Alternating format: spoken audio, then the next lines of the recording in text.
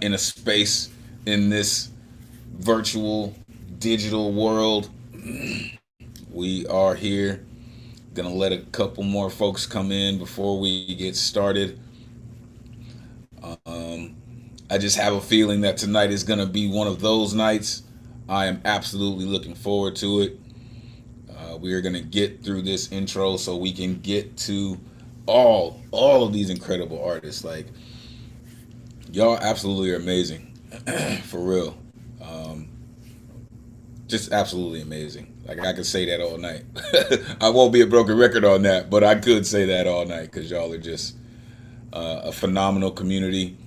You continue to amaze the world with your amazing poetry. Seriously. So, we're going to start the night like this. A chickpea leaps almost over the rim of the pot where it's being boiled. Why are you doing this to me? The cook knocks him down with the ladle. Don't you try to jump out. You think I'm torturing you? I'm giving you flavor so you can mix with spices and rice and be the lovely vitality of a human being. Remember, when you drank rain in the garden, that was for this. Chickpea to cook. Rumi. Welcome. Welcome, artists and family. You know what it is. Finally, Thursday night has come back. Pull up a Zoom box, grab a microphone, and get comfortable. It's about to go down.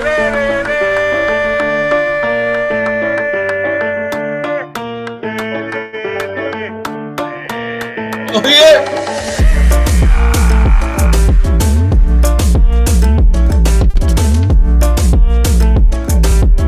Oh, we in here, y'all. Get excited.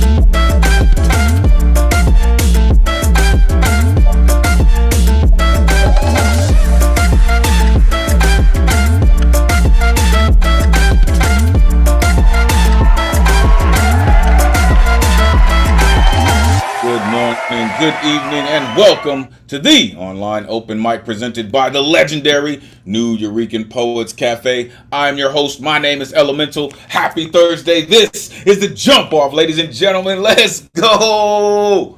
You know how we do. We've been doing this and doing this and doing this well. Welcome to episode 137, as we have been doing, all right? Every Thursday, 8 p.m. Eastern, 5 p.m. Pacific, streaming live on YouTube. If you're watching and you would like to join us in the Zoom, the number's on your screen, 860-4964-4756. Jump in, join the greatest community in the world. We do this week after week thanks to some dedicated folks who pay these bills. So we'd like to thank the New York City Department of Cultural Affairs, Bloomberg Philanthropies, the Howard Gilman Foundation, and New York State Council on the Arts for hosting these free online events. You can add your energy to the mix with a tax-deductible donation by going to newyourekan.org/donate. Every dollar amount counts and is very, very much appreciated. Make sure you are plugging in with the dopest tech team in the Zoomverse. The one and only Matthew Model Keen in the building this evening. Storm Lake in the building.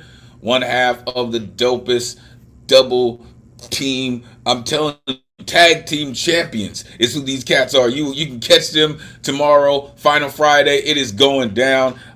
He and Paul Conqueso are just amazing, for real.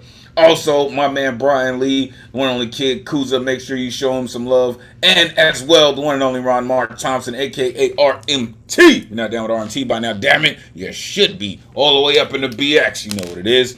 This is where you can find me, Elemental.com. Take out the T, put in the number 2, Elemental.com. So many things going on. Make sure you plug in. All right. Tonight's theme, flavor profile, taste of the soul. Oh my goodness. Listen. This is about soul food, right? It's not necessarily about things that, cook on a stove, and you put into your belly. This is also about how you feed your brain, right? What is the taste of your soul, right? What gets your taste buds watering and ready to get down, right? It could be food. It could be news. It could be information, right? So many things. If your artwork is not on theme this evening, that is still totally cool. We are still looking forward to all of your incredible genius. All right? Next week will be the first week of August. Like, can y'all dig it? Like, we are moving through this year. It is crazy. But next week's theme, coming at you. Armor and softness. Dual nature. Right? This is being yin and yang. This is really about balance, right? For every piece of armor, there is softness. There is tissue behind it, right? There is strength in both. So that's definitely what we're going to be looking at next week. Here is a look at the upcoming themes for August. We're going to be just doing, time and space and community, right? So bring all your creative genius, and we are going to get down next month, for real. Let's get to the rules so we can get to the artistry this evening, folks. Artists, turn your cameras on. We are trying to simulate a live open mic stage as much as possible. Plus, we love to see all of the beautiful exuberance that goes into your artistic performance. Have your artwork ready. We do have a full list this evening. Plus, there will be people on the good luck round, so have it ready to rock. Artists, you got 4 minutes to rock, all right? Once you start getting down, you will see a timer. It just popped up in your screen, right? You will see this timer counting down. This timer is counting down from 4 minutes, all right? Once you get down to 4 minutes, you will hear this sound. After that, you will have 30 seconds to wrap it up, all right? Or we will mute you, all right? Please respect the mic, respect the community, respect the time, so everyone has the same amount of time, all right? Keep the time in mind, folks. Truly, seriously, all right? We have reached the time of night where the writers come out, where the poets come out and do their thing. Some may bring about some triggering flashbacks. There are explicit lyricists in this community, trust. But the founders of our cafe, we're major proponents on the freedom of speech, and we will make sure it maintains in the vein of everything we do. Therefore, there is no censorship. Trust. Other than any ism or any negative, hurtful speech that people may use to manipulate will not be tolerated. Fuck around and get cute and get the boot, man. For real, we don't play that. This is about artistry. It's about community, all right? What we do here is a living, breathing trigger warning. Thou hath been warned. This is a true call and response space. After these artists get up here and they share a true essence of who they are, you will see this pop up on your screen. This is when you get a chance to share all of that energy, all of that exuberance with the audience, with your colleagues, with the community. Don't worry about the noise, y'all. It's the rowdiest night of the week anyway. We're going to make sure it stays that way. So, unmute yourself when it comes to that time and just, let all of that energy flow. Trust, it will be returned to you. The guaranteed list tonight is closed, all right, because signups begin 24 hours before the show, which would be Wednesday at 8 p.m. Eastern. To sign up, you go to neweurekan.org. You click on that full events calendar, click on a Thursday that you want to get down on, and you need that artist RSVP ticket. Listen, folks, it's a hot ticket. Last night, it was pretty much sold out in 2 minutes. Just being 100 with you. It was pretty much sold out in 2 minutes. All right. By 6 minutes, it was forget about it. All right. So I appreciate y'all. I love y'all so very much for making sure that this is one of the hottest nights of the week. So I truly appreciate you. Tonight's list It's filled with some amazing people who are going to do some amazing alchemy with your brain through this craft of poetry. All right, so let's get to it. There's my rowdy friends here on Thursday night. What's good, good people? Oh my goodness, it is great to see you all. Barney in the building, what up? Jedi Master is here. Lantern Carrier, Angelina, what up? On her way to the spot. Miss Asia in the building, welcome back. Peace to the God, Baba Goma in the building. Poetastic is here. Auntie April. Ike Waltz is here. Alan Gary. Rebecca, what up? Colton, what's good, man? Great to see you. Yo, it's gonna be an amazing night, folks. As it usually is. The usual suspects are in the building, and we gonna get straight into it. Alright? So, I will post tonight's list in the chat, and we will get it all the way jumped off, as we usually do. Like we always do at this time. This gentleman just has a way of doing it. He's always ready, always has a rhyme that's always right on time. He's also the contributor to Love Letters to Gaia, as well as I Can't Breathe Volume 2. The one and only Eddie Foreman in the building. Come on, man. Let these folks know where they can find you. Great to see you as always, Eddie. Come on, man. Set it off this evening. Let's go. And it's great to see you too. Thank you for pushing on through. And remember that we love you and Mont Thompson too. Woo! Hello, my name is Ed Protatical and Fit and Fantastic. Please, time you can join my rhyme. Follow Sublime. I got this piece is a little bit spicy. So I'm gonna give a little warning. This is gonna have mommy and dad language so different. This is gonna have mommy and dad language so in different stages. So please mind words for these pages. I just want to burn some cages. All right, this is called Our Passionate Rapture. We reach for the sun in their bittersweet sky. I'm making love slowly to my feminine prize. Skin aflame for a French kiss rising high, passion igniting hearts and milky eyes. Tongue sprawling frantically in a wild rhythm. Hungry mouths tasting our bare essence within, drinking zest from the hidden chime, riding the euphoria of our cosmic time. Your bewitching scent teases my mind. Musky perfume leave my rationality behind. My heart throbs, ready to explode. My body is thirsty for your pink rain to overflow. Mind staggering for the vibration through our bones. Ecstasy coursing like thunder locked in stone. Your frantic body makes me your throne. Two naked marauders, fully exposed, fully known. Weak bodies shaking like bags in the wind. Sweat dripping like melting icebergs from within. Energy rushing without end or cease. Mouths of sigh and gasping, a wild release. Deep moans and groans echo off the walls. Lung whisper sparks where pleasure calls.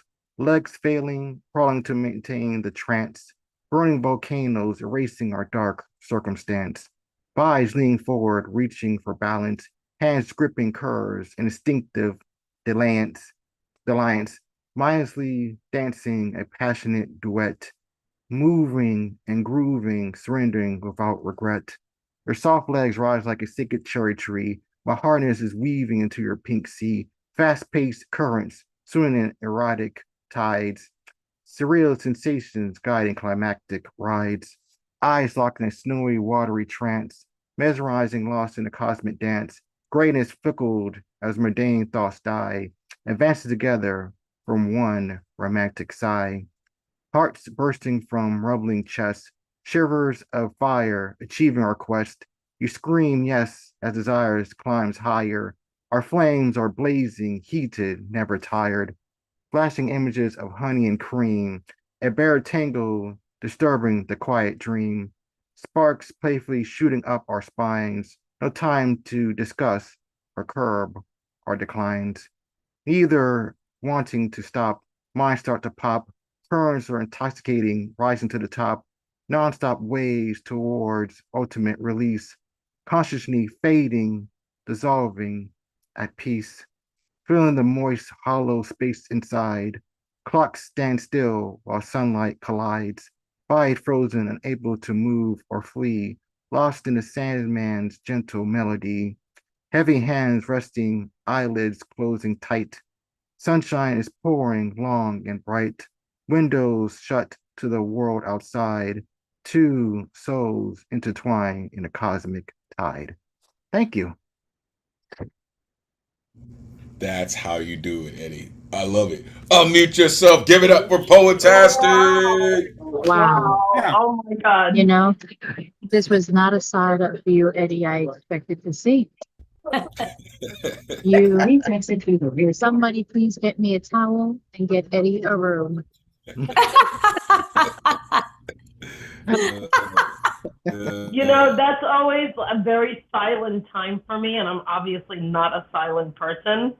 And it was so like otherworldly, the ability you had to express what that sacred, unbelievable experience has in words. I was like, because I'm like, yes, precisely. I mean, you're saying yes in the poem, but I'm saying like yes in understanding what that experience is, right?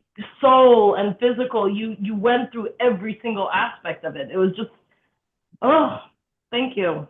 It was, yeah. Yeah, I think this was a favorite topic for you, Eddie, because it went on about 5 times as long as your usual poems, too. So you obviously had a lot to feel and a lot to say about it. So it was really good to hear you go on at length. You know, it's one of those poems I wanted to keep going on. But I really liked the poem, too, because you told a story from beginning to end, you know, and you could just feel that lift off at the beginning, and you get to the middle of the poem and it's so dense and just line after line hitting. And then you sort of bring us down out of it too, sort of at, you know, the way those sessions do come to an end. Yeah, Eddie, you definitely dug all the way into this. And there are some really, really beautiful lines in here, man. I love the tone. You brought it all the way down to make sure that people understood that this is serious and essential, right? You said, like thunder locked in stone, beautiful volcanoes erasing our dark circumstance, erotic tides, shivers of fire, right? Clock stands still, lost in the Sandman's gentle melody. Like, yo, you really rocking people to sleep with that, man. And I love it. Like, you really, like the Jedi Master was saying, right? There's a beginning, a middle, and an end.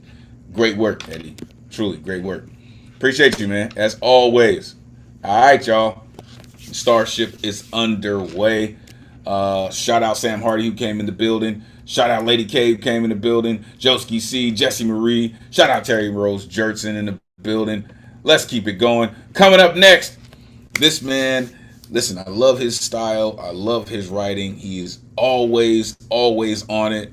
He writes the kind of material that sticks to your bones, man. I'm telling you. A la Mr. Chicken Soup himself, the one and only Alan Gary in the building. Come on, let these folks know where they can find you. It's great to see you as always, sir. Please, take it away. Thank you, Elemental. Friends, you can follow me on my Alan Gary Facebook page with always inspirational quotes on it every single day, new ones. Flavor profile, taste of soul is our theme tonight. What makes your taste buds sing songs of joy? Well, my final 2 very short pieces highlight a sample of my culinary comfort offered on a dish with a smile. But first, I share with you my most recent selection. Love is also food for the soul, for my soul especially, and I offer this tribute to my first romantic love who passed much too soon. I only needed a few words to express how I have been affected by her.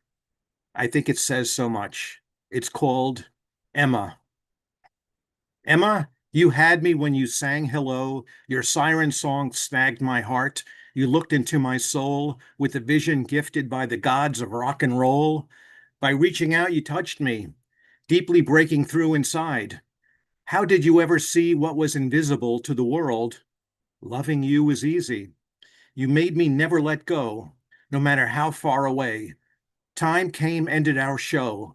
I still feel our last dance, short but sweet, what remains, our shadow. Next piece is called Ode to Jelly Rings. I do like chocolate. I do like strawberry. Put them together, I will not balk at it. I eat them plain. I eat them with milk. Still they are good just the same. One box for one day, another for next. I can't stop gobbling them. It's just my way. Final piece is called Safe. Blanket to soothe me. Texture of silk. Mom, country, morning dew, chocolate milk. Thank you. Oh, see what happens? See when the triptychs start coming? Oh my goodness. Unmute yourself. Give it up for Alan. Gary. Awesome job. Awesome job. I love the first poem. Sorry guys, I'm in Jackson Heights right now. I love the first poem and the love that you show in that. You can feel it as you're listening to the words. And the second one is it's just so you. Thank you. Thank you. Yeah, I really was touched by that first poem too. So organized by looking back, and it was just so deeply felt. And then that last line about how it all being a shadow, that was really wonderful. And Angie, you don't have to apologize for being in Washington Heights. You should know better. Listen. It's poems like that, man, that really just kind of show you that poets have an entire picture in their mind when they set out to write, right? And music is just one of those themes, right? It's just a really great way to express your thought. So this to me almost reads like a recipe, right? You mentioned the siren song.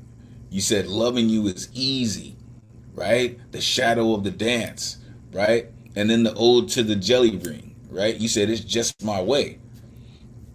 And the third poem leading into the chocolate milk, it just all flows all the way into a recipe for calm and just having a beautiful premise to writing a poem. And then how you deliver it is just amazing, sir. Thank you, Alan, for all that you do. You continue to amaze me, sir. Thank you. All right, coming up next, this artist, she just puts in work, honestly. I see her making sure that the world is getting all of her work. I appreciate that because I was on that same path for a while. Like, nah, you're going to get this work. In case you missed it, here it goes, right?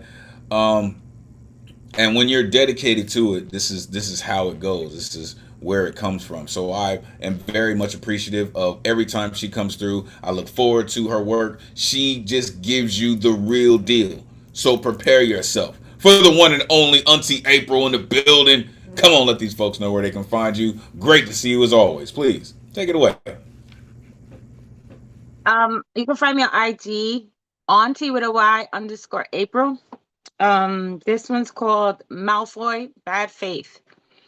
I am forged from gifts no Mughal could treasure, pouring into hollow souls, bought neither wealth nor pleasure. Dry wells could never drown my alchemy or fire. Already overflowing, I needed no admirer. Suspended my search for borrowed solidarity, I cloaked myself in invisibility to preserve my rarity.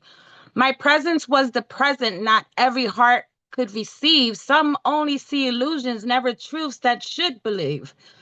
Those who called themselves my allies fogged my enchanted glass, collecting fragments of my spark while praying it would pass. They buried every message, denied each prophecy, afraid the fairest vision in Arasad reflected me.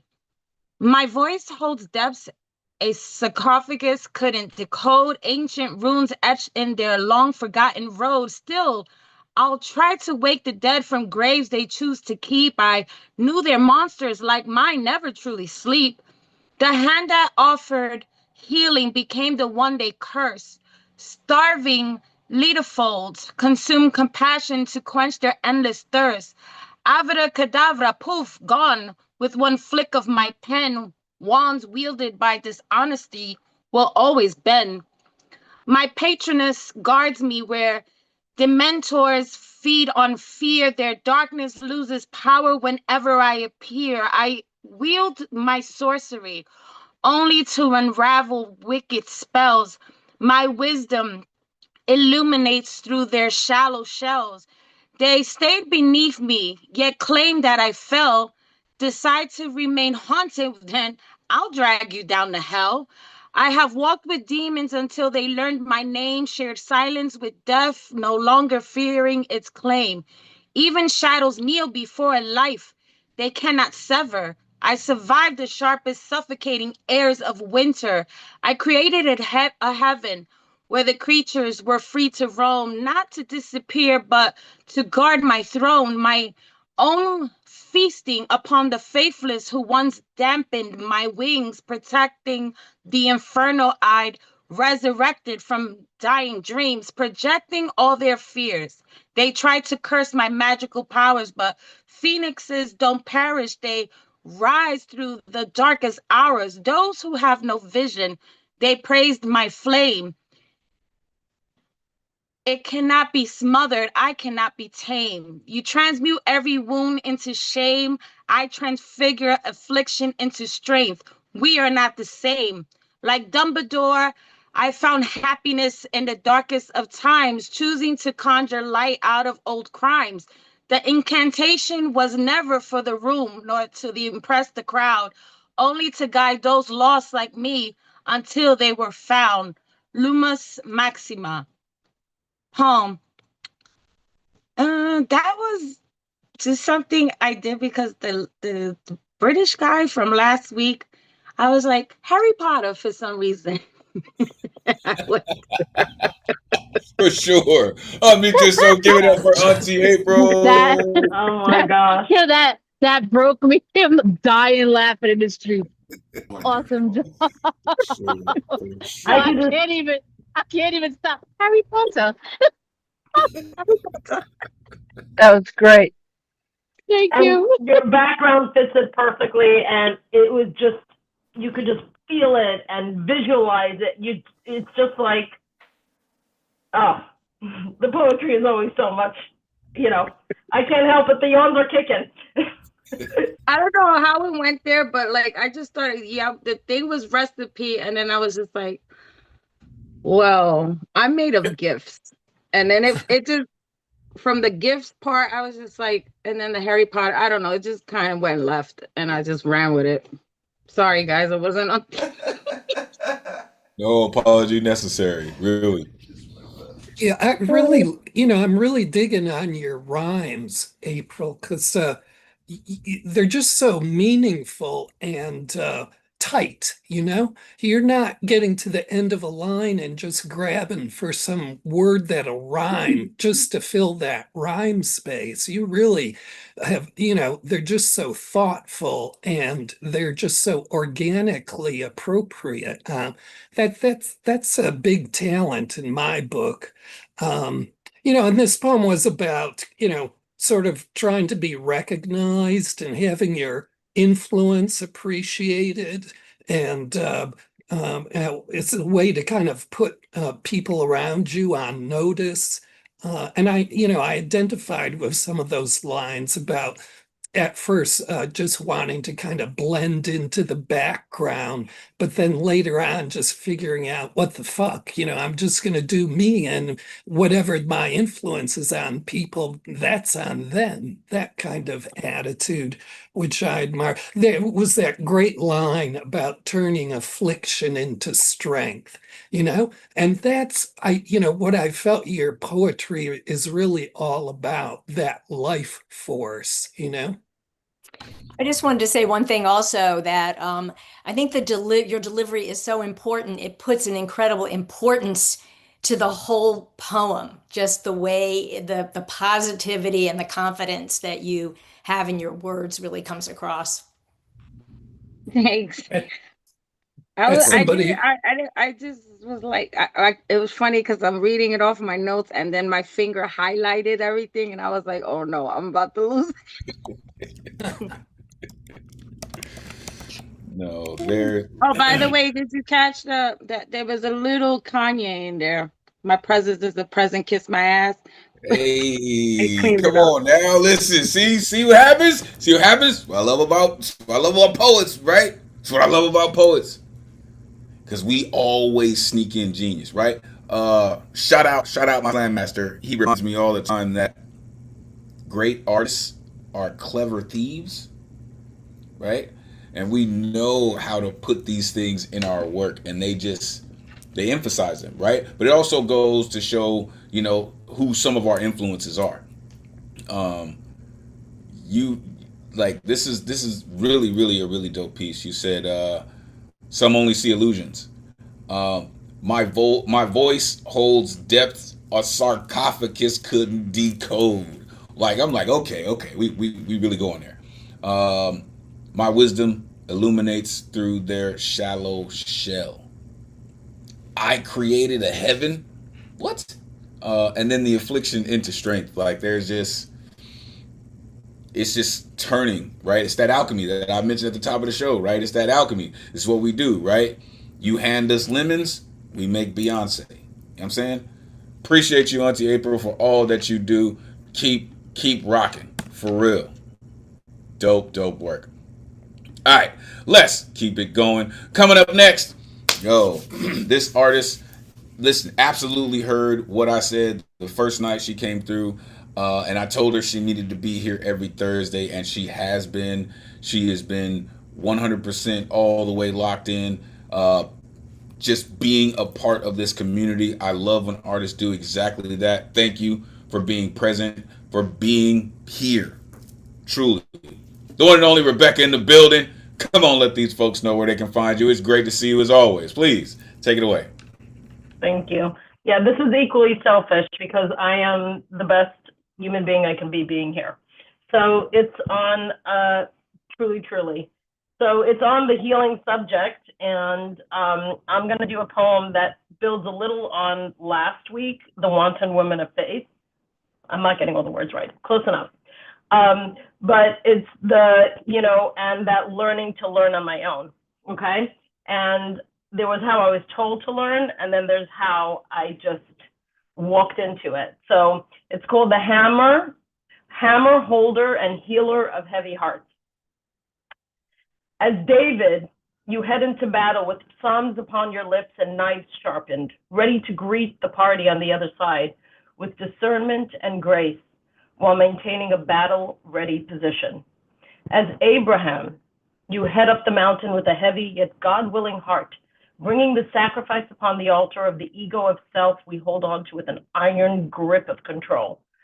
The child we are asked to give up, the very one we love so much that God asks us to kill, is not the son Isaac. It is the immaturity of our nature that yet remains unanointed by God's will. When we have climbed that mountain upwards towards God, listening to his command, following the path of truth that he has laid out for us by speaking it into our hearts, then as we raise the knife, a soul surgeon, in accordance with God's command, and are ready to cut through that stuck spiritual aspects within ourselves, we have then given ourselves fully over to the will of God. And in this giving over of oneself, God has seen the shift within us, the spirit within the human, that has cut itself away from the burden of ego and let go of suffering that attaches itself to pain. The soul spirit has thus lain itself down and lifted itself up into godliness. So says God at this moment of soul anointing.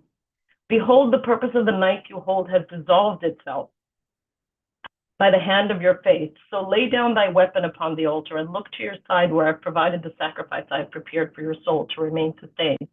While you have climbed this mountain with a heavy heart to follow my will, when you reached the top and followed my command, a command that ordered you to kill, you cut away, you lifted the knife in faith, and in doing so, you cut away your own burdens and suffering, sacrificing it upon the altar, burning them away, and developed yourself into the godly vessel you are intended to be.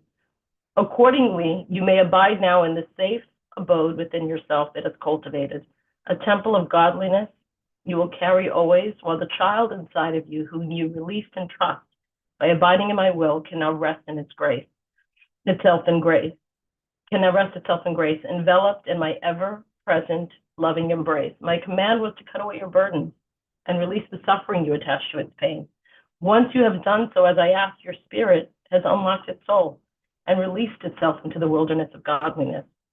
This is when you will travel back down the mountain with your inner child healed and forge through the forest of this world with spirit. I'm going to save part 2 for next week because there is a second part to the poem where we think that this is the ultimate space to be, but actually the individual in this journey, and it very much seems about religion, it so has nothing to do with it.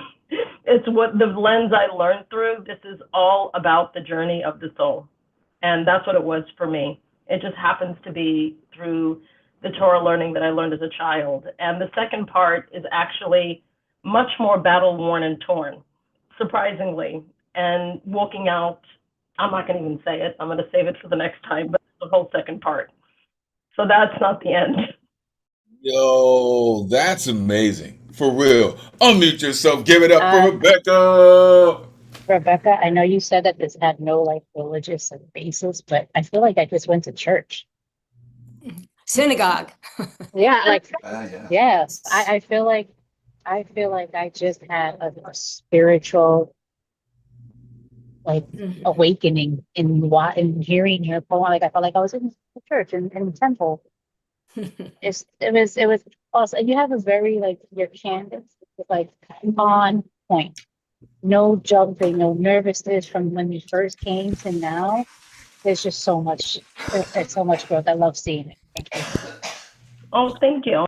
I'm really enjoying this. I'm definitely feeling like I wasn't feeling well today. And I was like, I wouldn't care if I'm feeling like I'm dying. I am coming here and I already feel more energy back. I'm telling you.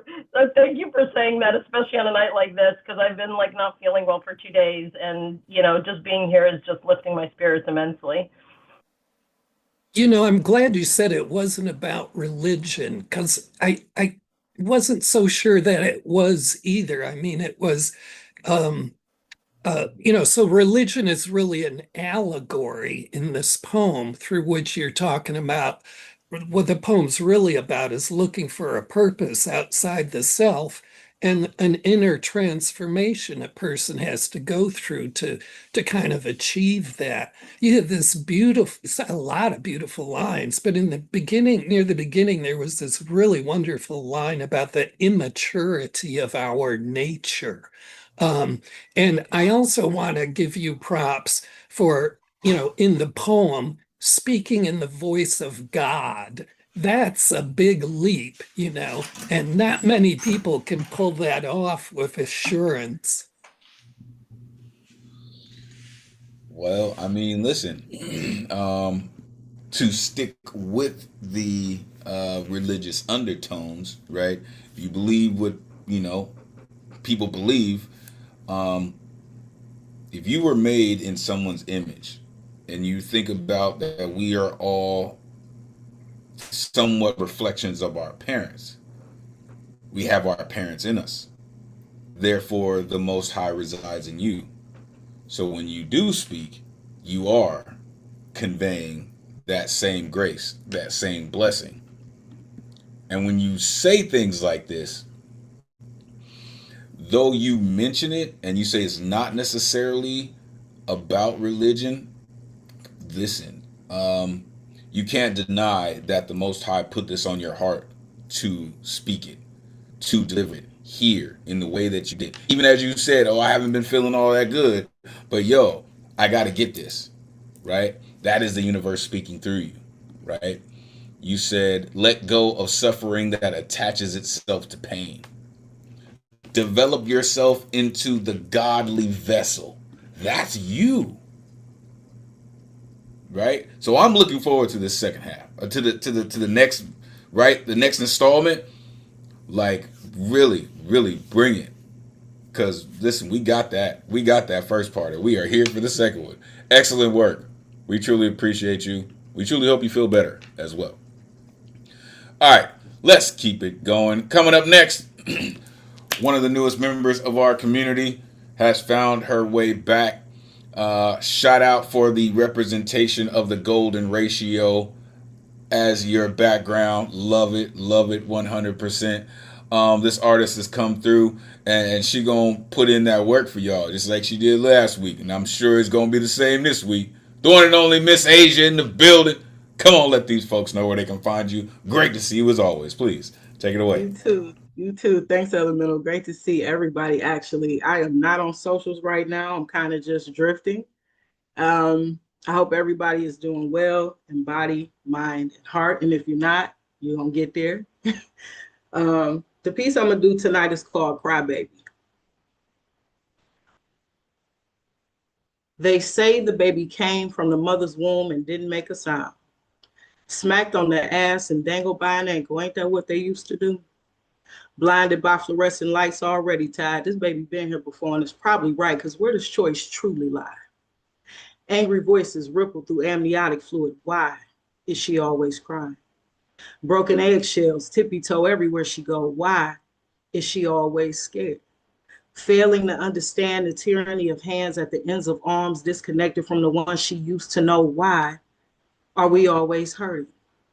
The quiet dark of sadness eclipsed the light of her hope. She about to have to do this alone. No wonder she weeps. Waters drain and leak. Her body begins to squeeze. New life is coming. First the head, and then defeat. A sacred, precious moment. Can't they see? To which the ancestor said, make a joyful noise. So she screamed and pushed and screamed and pushed and screamed and spread and yelled and pushed until everything in her went into the infant right before they cut the cord, but the baby never made a sound, just looked around. And as the cord shriveled and dried, the baby stored reservoirs of tears that would eventually be cried from the depths of a bassinet, looking up into hollow eyes. Why won't she pick me up? There was something so cold in the warm room, baby longing to be held to her bosom. But there was no room. Mama could only hold herself, her trials caught in a fog of sorrow called postpartum. Cooing, crying, baby noises trying, hold me, hungry, sleepy, see me, the cord continued to shrivel. Silence, wailing, confusion, despair, from where will the comfort come? Days and nights, nights and days, the distance grows ever great, and like God's creatures tend to do, the baby grew and adapted. Learn to need less and slowly fade, to be real still and not make no waves, to not be another reason to bring dampened leaves to her eyes and shadows to her face, sharp edges to her shoulders, obligation to her embrace. Learn to stay out that lady way and catch love from a distance it's safe to take. The baby aged 5, 6, 7, 8, and now at the drop of a dime she cry all the time, and it come from every place. Baby smiled a bright beam that cast a shadow on the wall of something that was more important. The smile began to burn and the shadow welded the wall until an edifice erected. Still, the baby never felt protected.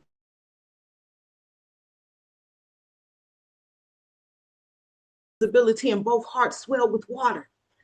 Tears cried, cleansed hands, melting the pillows and drip dropping to the dishwater. Intimacy and insurmountable need, knees tremble indeed. There was something so cold.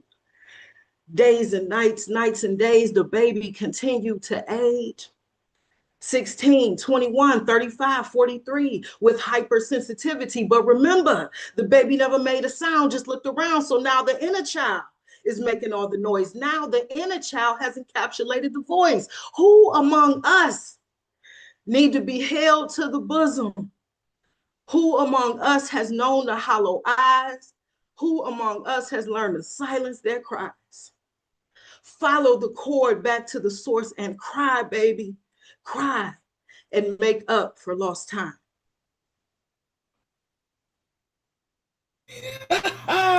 Follow the cord back to the source. You better talk that shit. Unmute yourself. Give it up for Miss Asia. If Ms. Ava, if this is you drifting, I can't wait till you plant your feet somewhere. Because the force you come with at just drifting is it is not I to be. loved every second of that. Thank you. Yeah, beautiful. I feel so called out. I'm not gonna lie. I loved it. I loved every minute of that. That was amazing. Thank you. Yes. Yeah, that was, please, like, put your, as you drift and keep drifting with the wind of life through the remainder of your time here with all of us on this earth, please put it forth so everyone in the world can connect with it, because there's so much healing here, and you're drifting. Stay adrift, but stay with us. Sure. Yeah, I really got smacked by that line about where does choice really lay? You know, that was really intense. And this poem, the way I heard it, is about kind of the mixed blessing of being here and the kind of everlasting existential vulnerability of being here. And how sometimes it can take years and years and years for a person to find that connection to their own self, which you so strikingly kind of set up and illustrated by how you ended the poem. Because I think I was drifting right along with you on that too, like other people here are saying. So I'm reminded of a song, right? Music is a really great conductor of imagery and time. She said, which reminded me, drifting on a memory, ain't no place I'd rather be than with you. Right? For those of you who know, y'all know, right? And this kind of poem, it's just one of those grounding things, right? If you've heard a baby cry recently, you will see just how many things just go running through your brain, right? I don't know if anyone remembers microfiche, right? But when you're, kind of running through the microfiche, all these things are going by really, really fast. And when you hear a baby cry, it puts all those things kind of like my background, right? It just floods all these memories into your mind. And it reminds you, like, well, when was the last time I cried? Right? I loved how you took it all the way back. You said the baby was spanked and then dangled by an ankle. This baby been here before. I love that. I love that.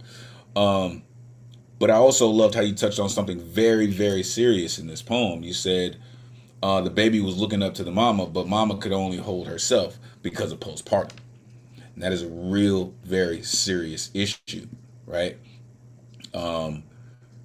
Eventually the baby learned to need less, the obligation in her embrace, this hypersensitivity. Now the inner child is making all the noise. Now the inner child. Because once you get to a certain point, you can actually be the child that you didn't get a chance to be when you were one. So it's heavy, heavyweight work. So many layers to that poem. Thank you so very much, Asia, for being brave enough to write it and bringing it to us to share. Amazing work. Thank you for what you do. All right. Let's keep it going. We're going to go 4 more and we will go to halftime. Coming up next, this gentleman is just a pillar of our community. He does this for real. He writes in absolute facts, man. I love his style. I love his writing. Whether he has his instrument or he's using his voice as an instrument, it's always a delight. The one and only Joski C in the building. Come on, let these folks know where they can find you. It's always great to see you, Joski. Please, take it away. Hey, Elemental. Can you hear me? Ah, man, you sound like a rock star all the time, Joski. Let's go. Okay, tonight I'm going to try some short poems. Surgery. I said to the doctor, I'm empty and cold. She peeped through the incision like a butcher's window, saw organs hung like frozen meats, shaved ice, a rosé sleet piled beneath the surgeon's hands. She is shivering, uncomfortable, but I warned her not to diagnose the winter longings of the old. And this one's called According to the Acupuncturist. Pain like this should not exist, according to the acupuncturist. So he chose the sharpest instrument to treat his ailing organ. But he missed his heart, sliced his intestine into unequal parts, which spilled from his belly like an afterbirth. When they finally removed the breathing tube and asked, "Do you have pain?" "Psychological," was all he said, delirium tremens clanging the side rails of his bed. And this poem, this is called Clocked, if I can find it. Okay. And this refers to my discovering that there was a clock store close to a hospital. I walk fast, I walk slow, walk the long block from the hospital, measure distance with my feet.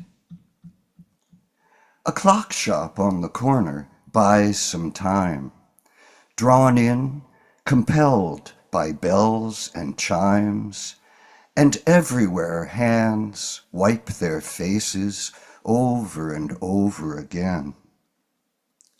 Back at the hospital, pacing the hallway, sometimes fast, sometimes slow, watching clocks with unstable hands, unable to fix this. And lastly, this is called These Days It's So Hard to Watch the News. He separated families just to show he's cruel. Children locked in cages, tears became reflecting pools. Then he canceled foreign aid. He lets the children die. Just to save $1, orange varnish on his pride. Then he sends our bombs to drop upon a genocide. Then he blows up wooden boats of those he has accused. By telling lies, he justifies murdering their crews. Then he deports immigrants 2,000 miles from home, where they can't speak the language, where they don't know no one. Then he drops bombs upon schoolgirls in Iran. Jesters sit in judgment, court of kangaroos, for every right we had to fight and can't afford to lose. These days, it's so hard to watch the news. That's it. This dude the genius, man. Told y'all, unmute yourself, give it up for Joski. See? So not only do you become a rock star at night, you also are a poet. That's what I'm talking about. The multifaceted skills that come from Joe. Thank you. Those were great, Joski, great. Of course, you know, I absolutely love the last one. I love the first one too. And your delivery is just superb in your soft way of hitting hard. And it was really beautiful, beautifully done. You remind me of when you have singers who have very low, deep tones and their voices are like reverberating with the earth as they sing. That's the way you read poetry. And it's my first time hearing you read poetry, because before I heard you in music, and I'm like, my gosh, what a treat. I mean, it's always a treat, and this was a new kind of treat. And just the vividness of the acupuncturist and the surgeon, and I love, you know, this area of like the modality and the lymphatic system, and all this is just like fascinating to me and healing. So I just love the way you described it. And he wakes up, and what pain did you have psychological? Thank you. The thing I like about it, Joski, to play both sides of the fence of like page and stage. Like in the page world, you know, you have the things like tone and subcontext and subtext and all of that. Like your tone translated into the performance as a vocal tone at the same damn time. And I felt as if it was either the fall or winter, Joski, and I'm in a beat up ass car watching leaves fall, hearing you on an audio CD, just driving, listening to the story. Like, it was so good, man. So good. Yeah. Yeah, I like what Rebecca and Maze are saying about your tone. I found it, it was just a very grounding. There was a certain weight to it that wasn't overemphasized. It wasn't a ponderous weight. It was a weight of comfort and being well settled, and it just made your poems more like an offering to the listener. And the first three poems I found to be very, very, very meditative works, where there were these really specific sensory kind of revelations, and the poems sort of finish by just offering a moment to dwell upon. So they were really sort of reflecting inwardly, as really great meditation does. And of course, I always appreciate that when this fourth poem is more in line with the songs we hear you do. So I always look to you as a kind of guide for how to have a really good perspective on the atrocity that we're all experiencing these days.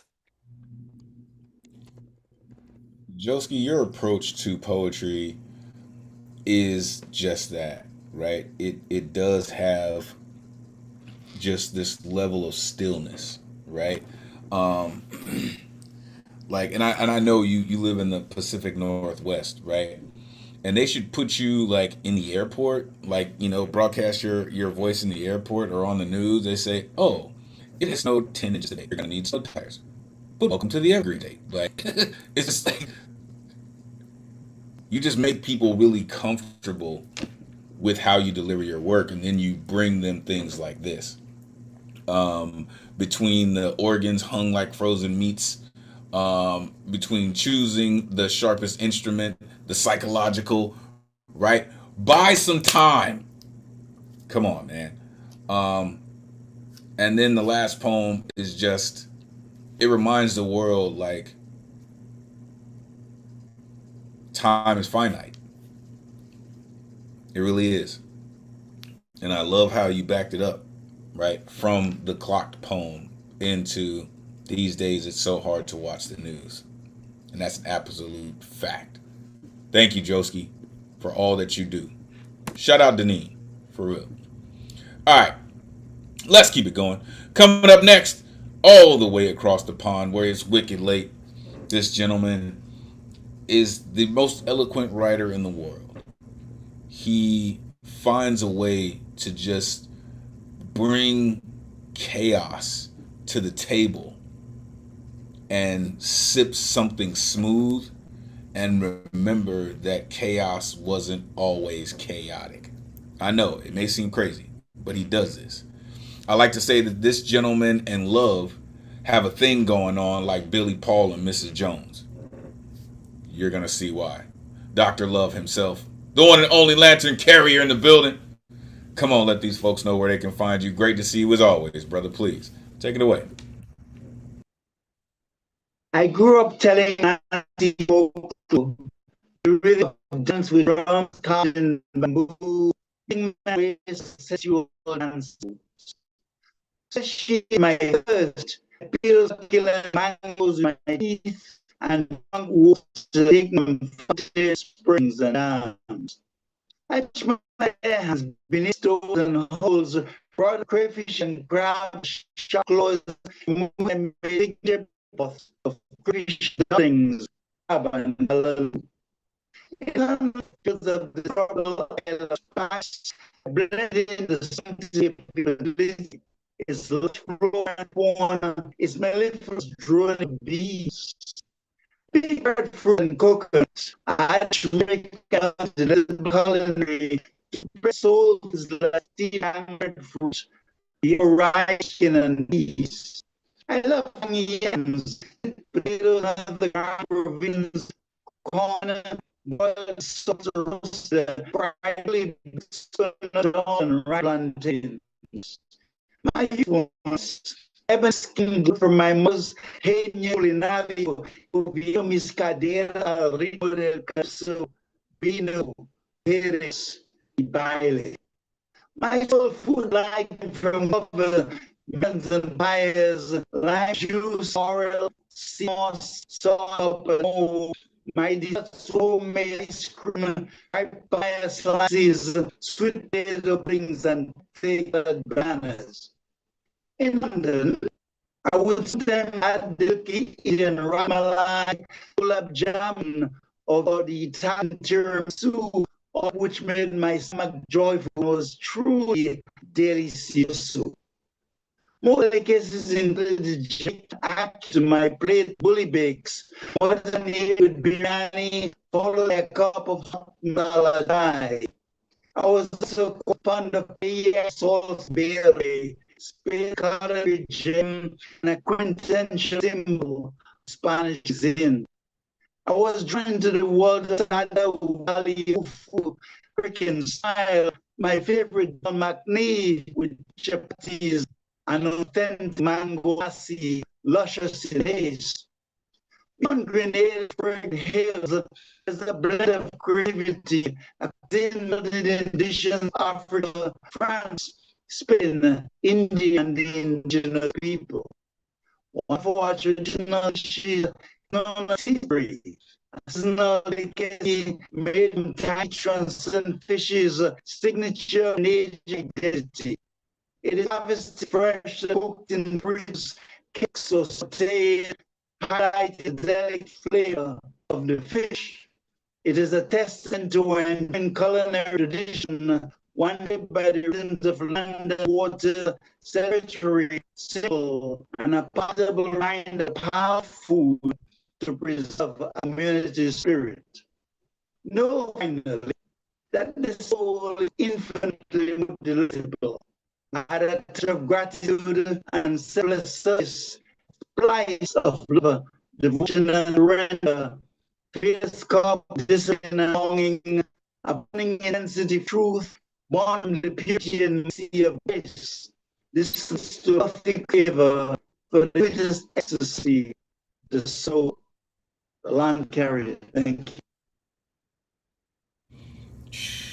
Yo, unmute yourself. Give it up for Lantern Carrier.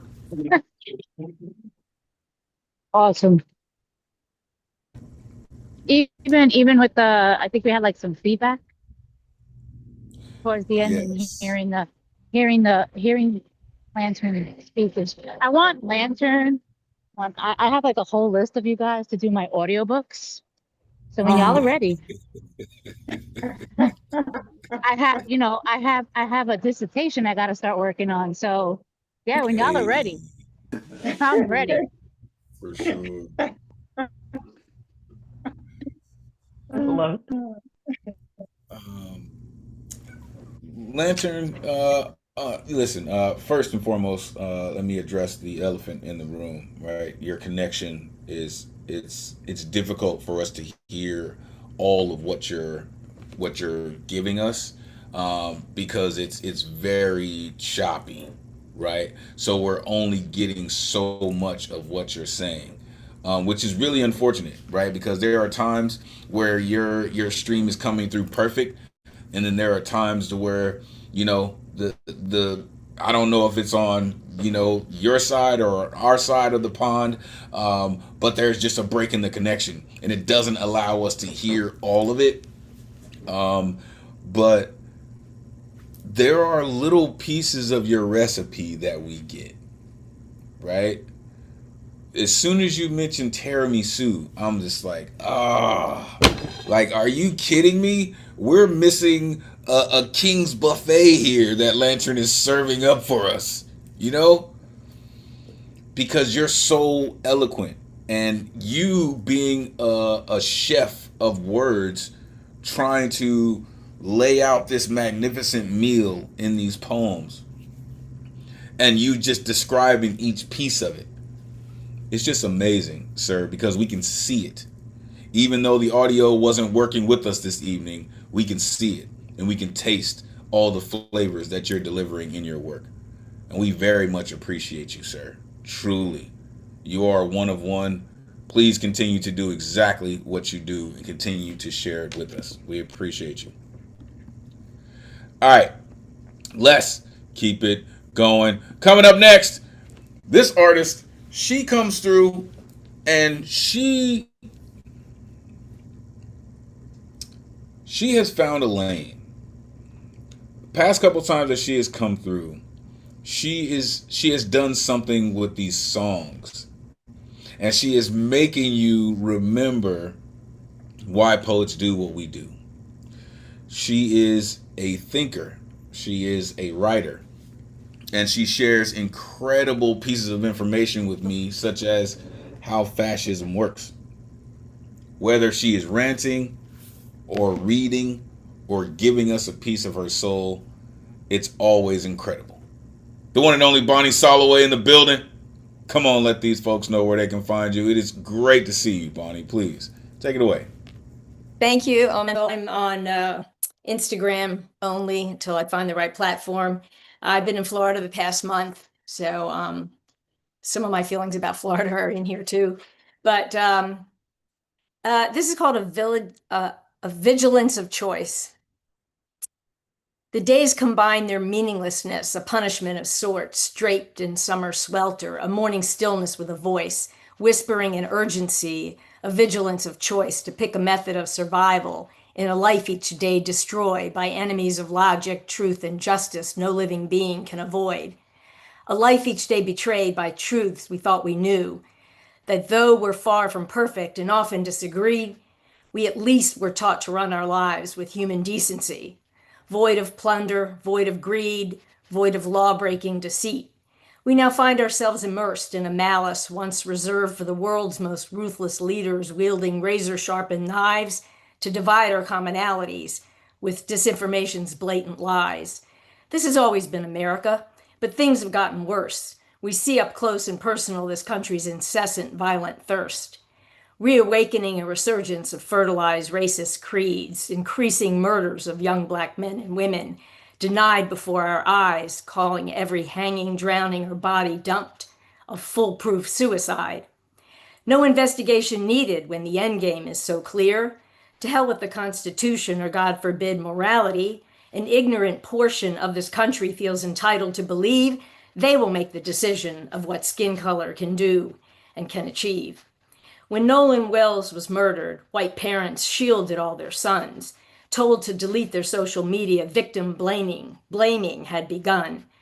Mississippi's racist governor demanded investigators leave his state, protecting guilty white supremacists, a long-held Confederacy mandate. Black citizens make up close to 40% of the great state of Mississippi, the highest in the country, still struggling for economic and health equality. Happening upon a questionable death, the cops are quick to say, "Nothing to see here, just another case of no foul play." But retaining body parts from autopsies, how can that be right? As media does its scavenger hunt dance, seeking plausible answers why. Perhaps it's the same reason ICE agents roam the streets with ease. Human hunting season is no-fault free in authoritarian regimes. Thank you. Yeah, just let y'all catch y'all breath really quick, because she really does that for real. Unmute yourself. Give it up for Bonnie Soloway. Oh, You have been hunting missed. season. You I have missed been you guys. missed. I did miss you guys. Oh, we missed you. Oh, you Sure. we need to catch up. Wow. And that is like an accounting.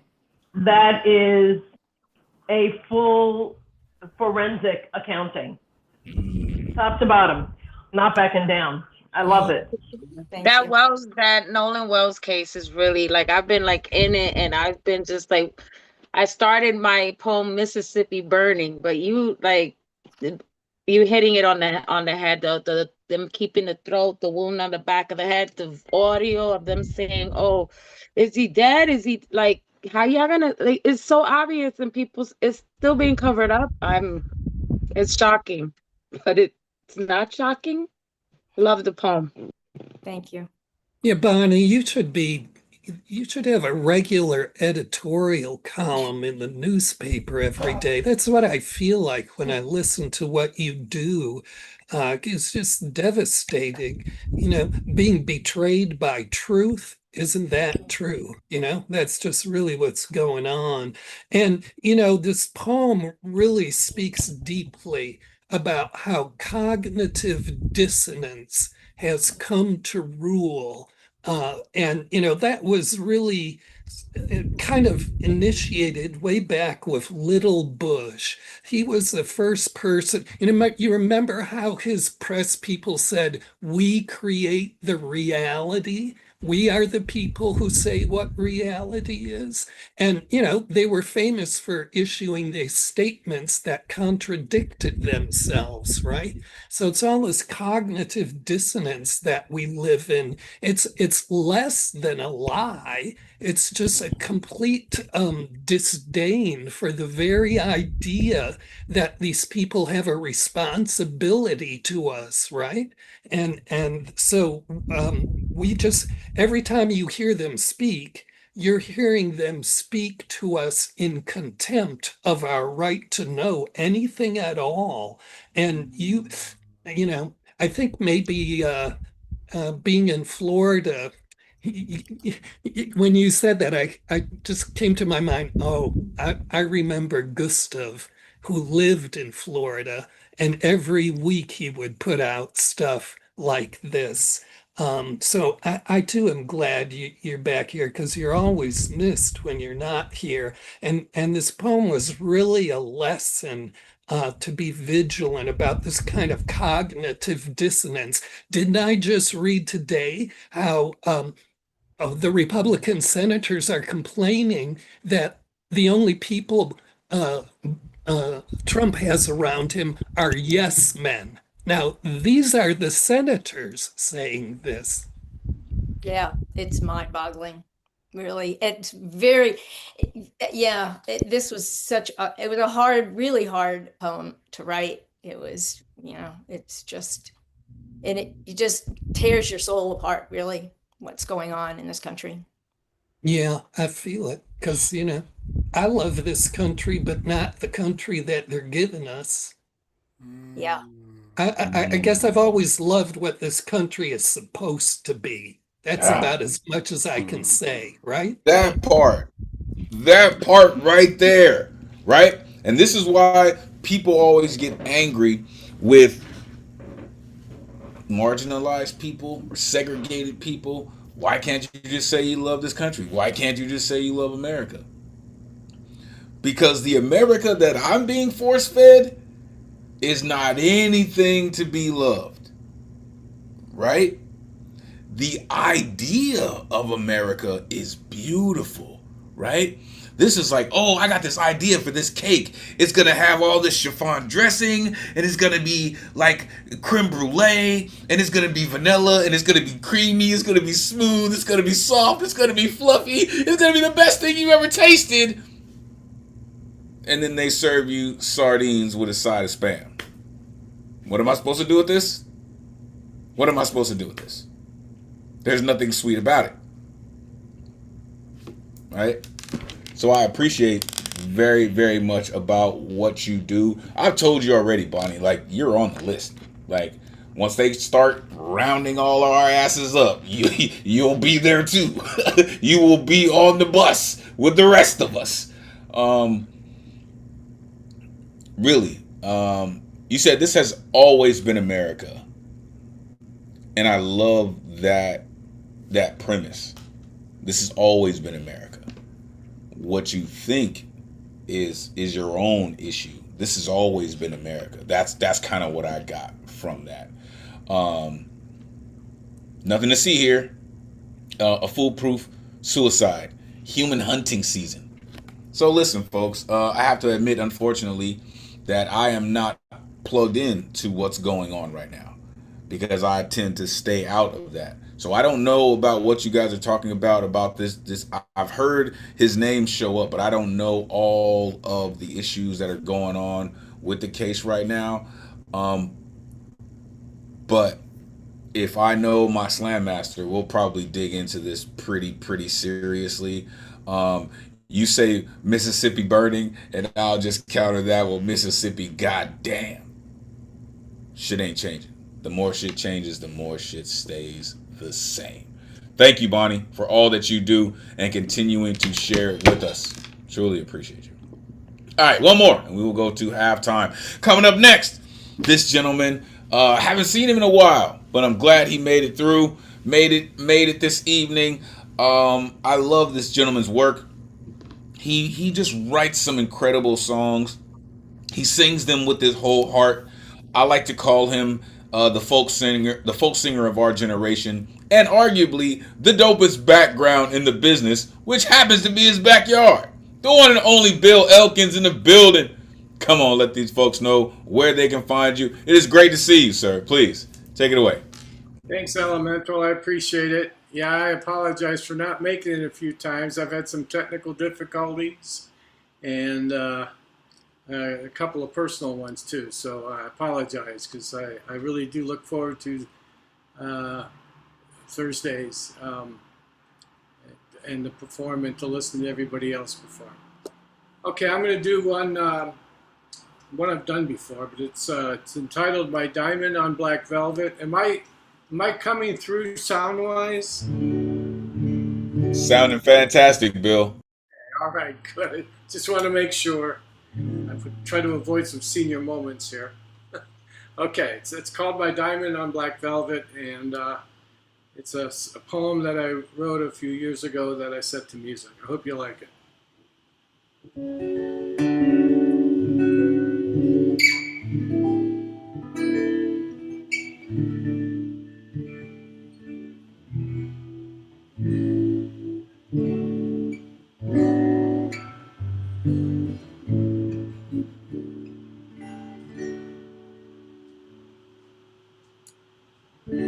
If I could weep, I would. If I could weep, I would. If I could, I would.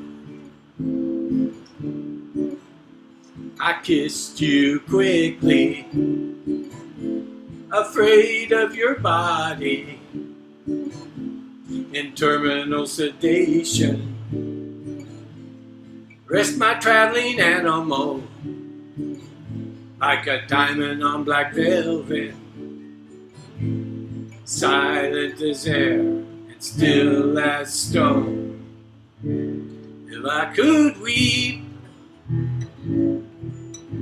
I would.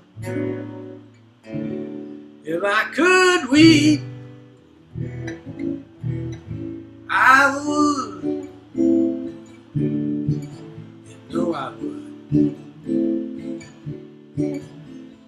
No longer greedy, 4'7" word. Time to lick the wounds of mortal agony. Find meaning to your loss, like a diamond on black velvet. My beast with cause, my beast with purpose. If I could weep, I would. If I could weep, I would.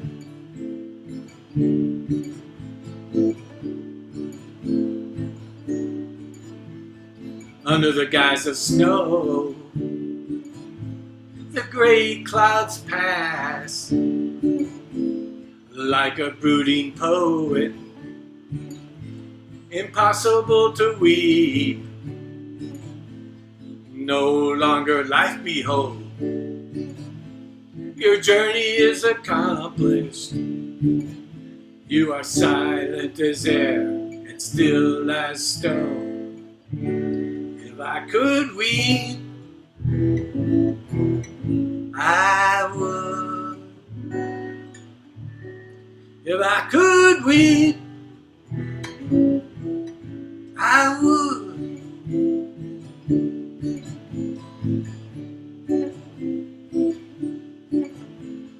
Blind sea is weeping sky, and I'm confused and restless.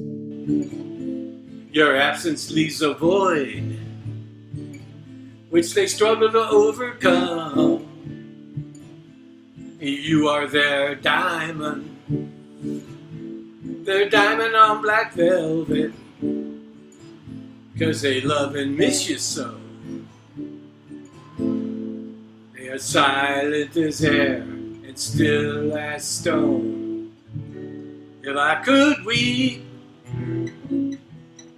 I would. If I could weep, I would. If I could, I would. I am in angst, waiting for the rain, waiting for the white rain to fall like diamonds onto black velvet. Yeah, to fall like diamonds onto black velvet. My dearest Francine Blanche, you're my precious diamond, my diamond on black velvet. You're my precious diamond, my diamond on black velvet.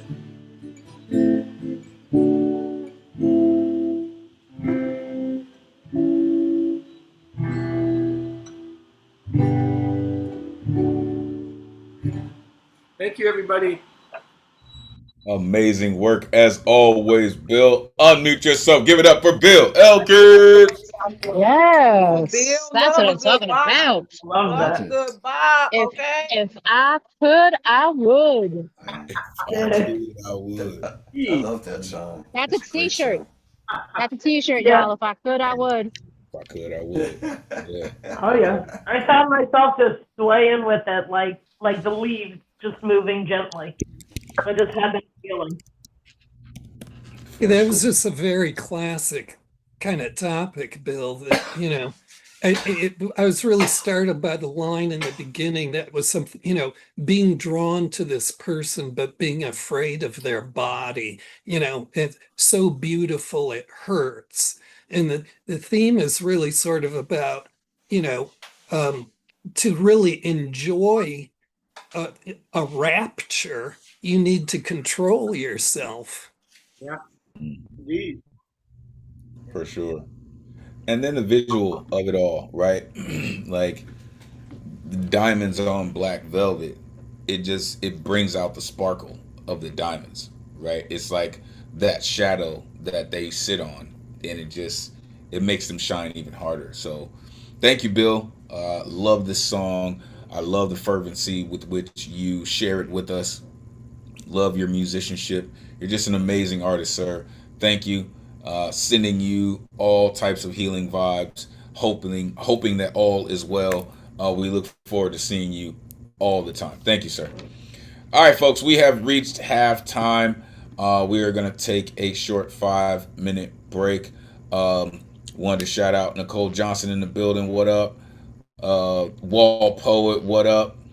I think Brian and Cecil's in the building. Terry Rose Jertson in the building. Winter Rose came in the building. Like, yo, amazing folks this evening. And we are going to get to them shortly. So stay tuned. We are going to be back, like I said, in about 5 minutes. So refresh your drinks, hit the bathroom, or whatever it is that you need to do. We will be back with the second half of our list, and trust me, you don't want to miss it. All right, stay tuned, folks. Good evening, and thank you for tuning in to the online open mic with the greatest community in the world. Week after week, you keep this flame of artistry burning with a light that transcends time, distance, and borders.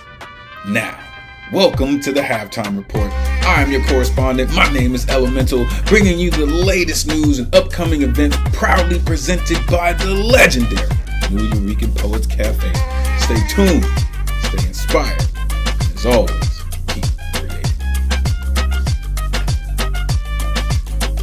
The New Eureka Bowery Slam, happening every Monday at the Bowery Poetry Club in New York City, hosted by Luna Rosa and Jay Rose. Winner receives a $20 cash prize and a chance to compete in the final Friday Slam. Occurring on the last Friday of the month at the Lower East Side Center at 7 p.m. Hosted by Matthew Marroquin and Paul Conqueso. Winners from the New Eureka Bowery Slam compete against each other for a $100 cash prize and a chance to compete in our annual Grand Slam. Plus, there's the Twilight Hour open mic hosted by La Bruja. Make sure you come through. For more details on the slam season, including rules, winners, and current year scoreboard, go to neweurekan.org/slam. Our open mics at the Lower East Side and Center are all kinds of incredible. The venue records high-quality audio and video of all performances, and they are live streamed to the Lower East Siders and New Eurekan YouTube channels. All except our first Wednesday of every month, we have Women's Orator Wednesday, aka WOW, hosted by 2024 Grand Slam champion Somebody's Mama. The remaining Wednesdays of the month, we have the New Eurekan Open Mic, hosted by Brian Acosta Aria, aka Brian the Motel Guy. Make sure you plug in. It is going to be something special. Our online programs, which are absolutely free, include the online open mic hosted by yours truly, weekly on Thursdays via Zoom and live stream on YouTube. All styles are welcome. Every artist has 4 minutes to rock with new themes every week. The second Tuesday of every month via Zoom, we have the Slam Workshop facilitated by the 2015 Grand Slam champion Joel Francois. This is theory and practice. Don't miss it. Get your tickets today. There are many other in-person and online events coming up. For info and tickets of all the programming, you can go to neweurekan.org/calendar. Our social media and website and other links, including how to sign up for the mailing list, you go to our Linktree/New Eurekan Poets Cafe. Visit our YouTube channel to catch past live streams of online and Lower East Side Center open mics, beatniks, and special events at Battery Park City, Poetry House, and NJ. The New Eurekan Poets Cafe is a non-profit 501c3 organization based in New York City on the Lower East Side. Ticket sales and grants don't cover all of our programs and operations expenses. So here are ways that you can help support us in our mission to continue with moving poetry forward. Our merchandise, shirts, hats, and tote bags available for purchase at our New Yo table and in-person events, or go to neweurekan.org/merch. Spring and summer collection coming soon. Also, check out and subscribe to our Patreon site. Gain access to video recordings of in-person events not available online for the public. Go to patreon.com/New Eurekan Poets Cafe. We would love to hear from you. If you've attended one of our shows, let us know about your experience. Go to neweurekan.org/survey to complete and submit the form and receive a special gift for your feedback. Special thanks to our tech team, our programs and operations team, all of our hosts, our executive director, and all our sponsors for helping us to continue to move our artwork forward. We appreciate you for all your continued support, helping us to keep the spirit of artistry and inspiration of poetry alive and moving forward through the spirit of our founders. Brought to you by Elemental Vision Works, inspiring change through passionate poetry and creative productions. Your energy and passion truly make this community something special. Thank you for all your artistry and your genius. Truly can't thank you enough. We appreciate you. Now, back to the show. Peace. Oh yeah. We back in the building. We back in business. And the second half is going to be just as amazing, if not more, than the first. Coming up first. Listen, this gentleman is just he's just one of my advisors. Peace to the God for all the knowledge, wisdom, and understanding they share with us. He was also a coach at the Slam Jam recently. I like to tell people that when you hear him, it's not just him reading, it's an experience. He is a contributor to Sunday's Open House Anthology, produced by one of the last poets. Shout out Abi Odun. He came to do lots of things, but I guarantee you he did not come here to tap dance. The one and only Baba and Goma in the building. Come on, let these folks know where they can find you. Always great to see you, God. Please, take it away. What's going on, good people? So no music tonight. I'm working on this a book that I'm, and the working title of the book is "Yeah, I Said It," and I'm trying to do 2 or 3 of the poems. They're short poems. Here we go. Underwhelmed. So the so-called greatest army in the world wants to know what the fuck is going on. There is no plan and they don't give a damn about Israel. America is not being threatened and they don't want to die. It's not our war, they say, and they're not fighting for a country that doesn't love them back. Donald is not Jesus, nor is he a believer as he threatens to kill the Pope, although he has been indicted and should be crucified. It's obvious, he thinks, if you don't know where you're going, any path will get you there. But the road to victory is paved with lies, and guilt only leads to a lifetime jail cell. So we're stuck with diversions from the Epstein files. The Strait of Hormuz has a $2 million entrance fee, and bombs over Baghdad threatens to bankrupt the yet-to-be United Snakes, led by a house full of clowns, threatening the end of the world. While the bear gets richer, the eagle flies in circles with one wing. A ceasefire is a fantasy, and we all have our fingers crossed, praying that Armageddon is just a figment of a madman's imagination. Excuse me, but I'm underwhelmed. If I can get it, come on, let's go. Sorry, I'm having problems here. I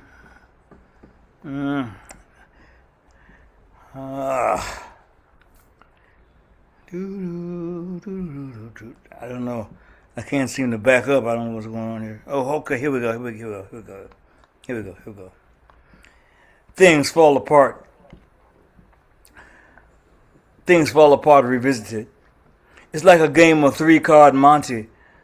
What card is the bottle cap under?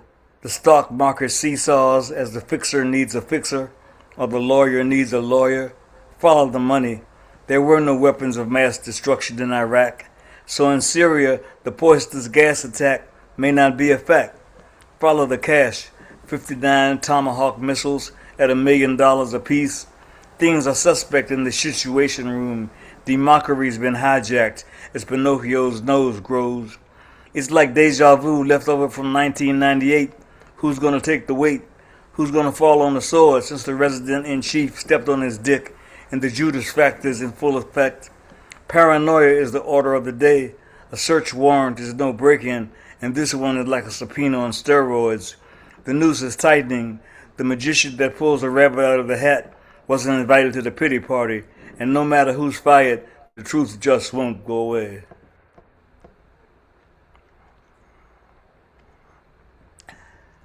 Oh, I did that one. Sorry. Did I do underwhelmed? Come on.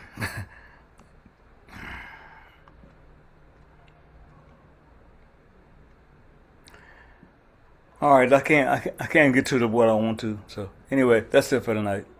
Man, you see, sometimes technology works with us, and sometimes it's just a whole asshole. Unmute yourself, give it up for Baba. Yes. Ingoma. A whole asshole. More. Fuck tech. Fuck the tech. No, I mean, I'm loving the energy you bring, and I'm loving that you're working on a book. I can't wait till it's published so that I can have this manuscript in my hand to move forward in my work. Thank you. Brilliant title. Yeah, I said it. That's a challenge right there. Yeah. Yeah, and I'm happy with 2 poems from you. I always want to hear more, but don't feel like you shortchanged us any, because everything you say is plenty. These poems too had such a great mix of biting satirical humor in them too. As Pinocchio's nose grows, the truth just won't go away. And that's like something you would say to a little kid, and that's what these people are like in many ways, really. Oh, and this one should be on a t-shirt. Donald is not Jesus. Yes. I'm just saying. Like that jumped out to me as well. Donald is not Jesus. Like as much as you want to stuck with the diversion full of Epstein files, the United Snakes.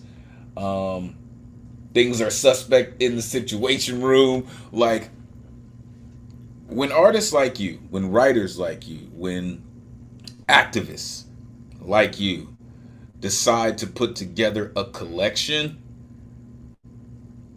it's like they want to make it a conspiracy theory because it's how dare you? This isn't accurate. This isn't right. You didn't fight in Vietnam. You didn't go through these things. You weren't connected with all these people. You don't live in Harlem. All these things. They want to say that you're not right. But when it comes from the actual source, all you can do is respect it. Thank you so very much for what you do. 2 poems is more than enough. Trust. Appreciate you, God, for all that you do. All right, let's keep it going. Coming up next, one of the hardest working men in poetry.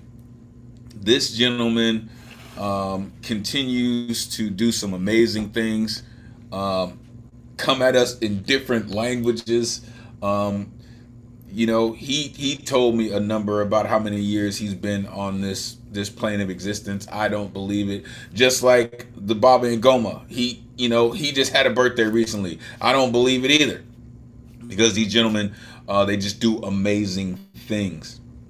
This gentleman is the author of Skulpiti, as well as The Wild Rose of Yesterday. I like to call this gentleman the Vincent Price of poetry, the one and only Ike Waltz in the building. Come on, Ike, let these folks know where they can find you. Great to see you as always, sir. Please, take it away. Sur la table, good people. Sur la table, s'il vous plaît, for a pizza pandemic a la tutti frutti.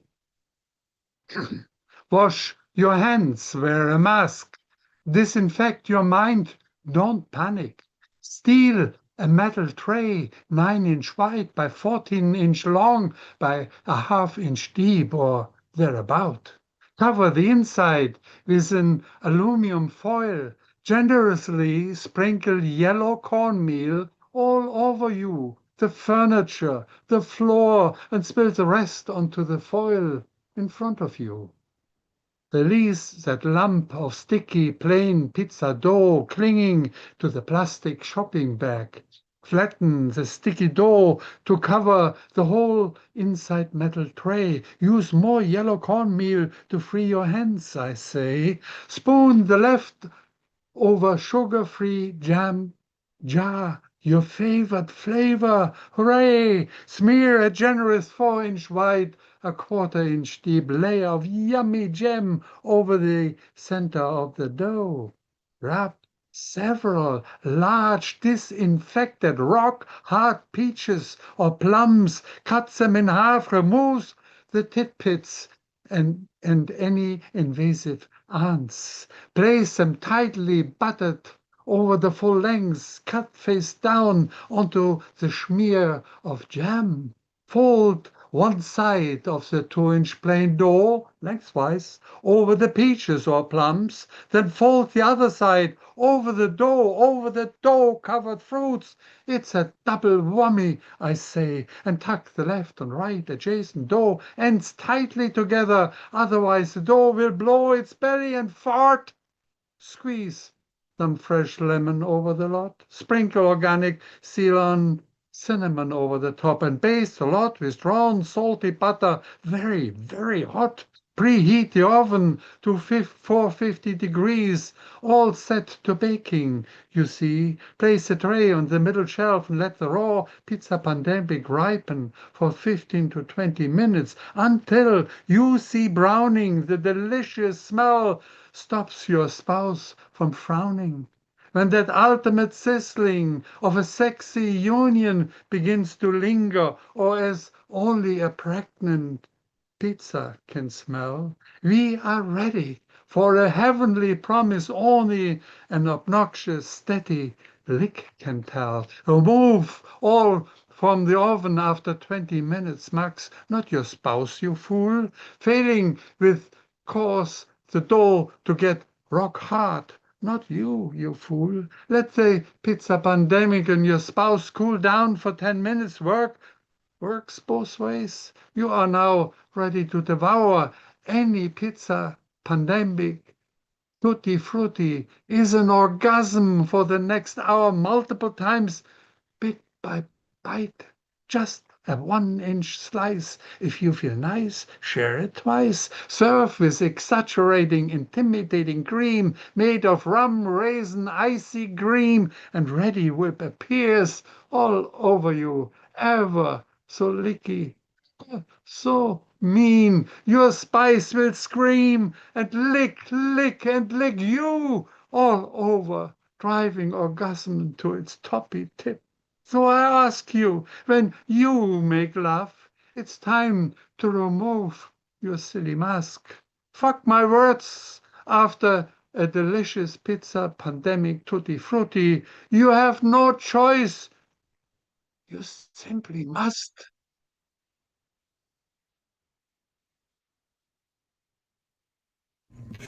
I don't appreciate you at all for doing shit like that. You just so give it up for Ike Walls. I'm putting in my audiobook orders now. About Thank you. slick as a can of oil, ain't he? Uh-huh. Mm-hmm. Hey, I can taste what you cooking from here, bro.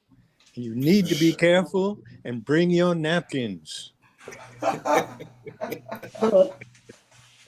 Just lick yourself. Yeah, I got you. I got you.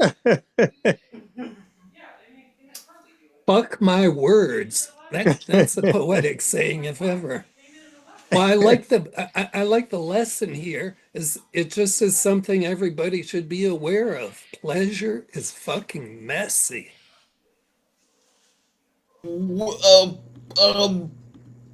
Pleasure is messy when it's done right.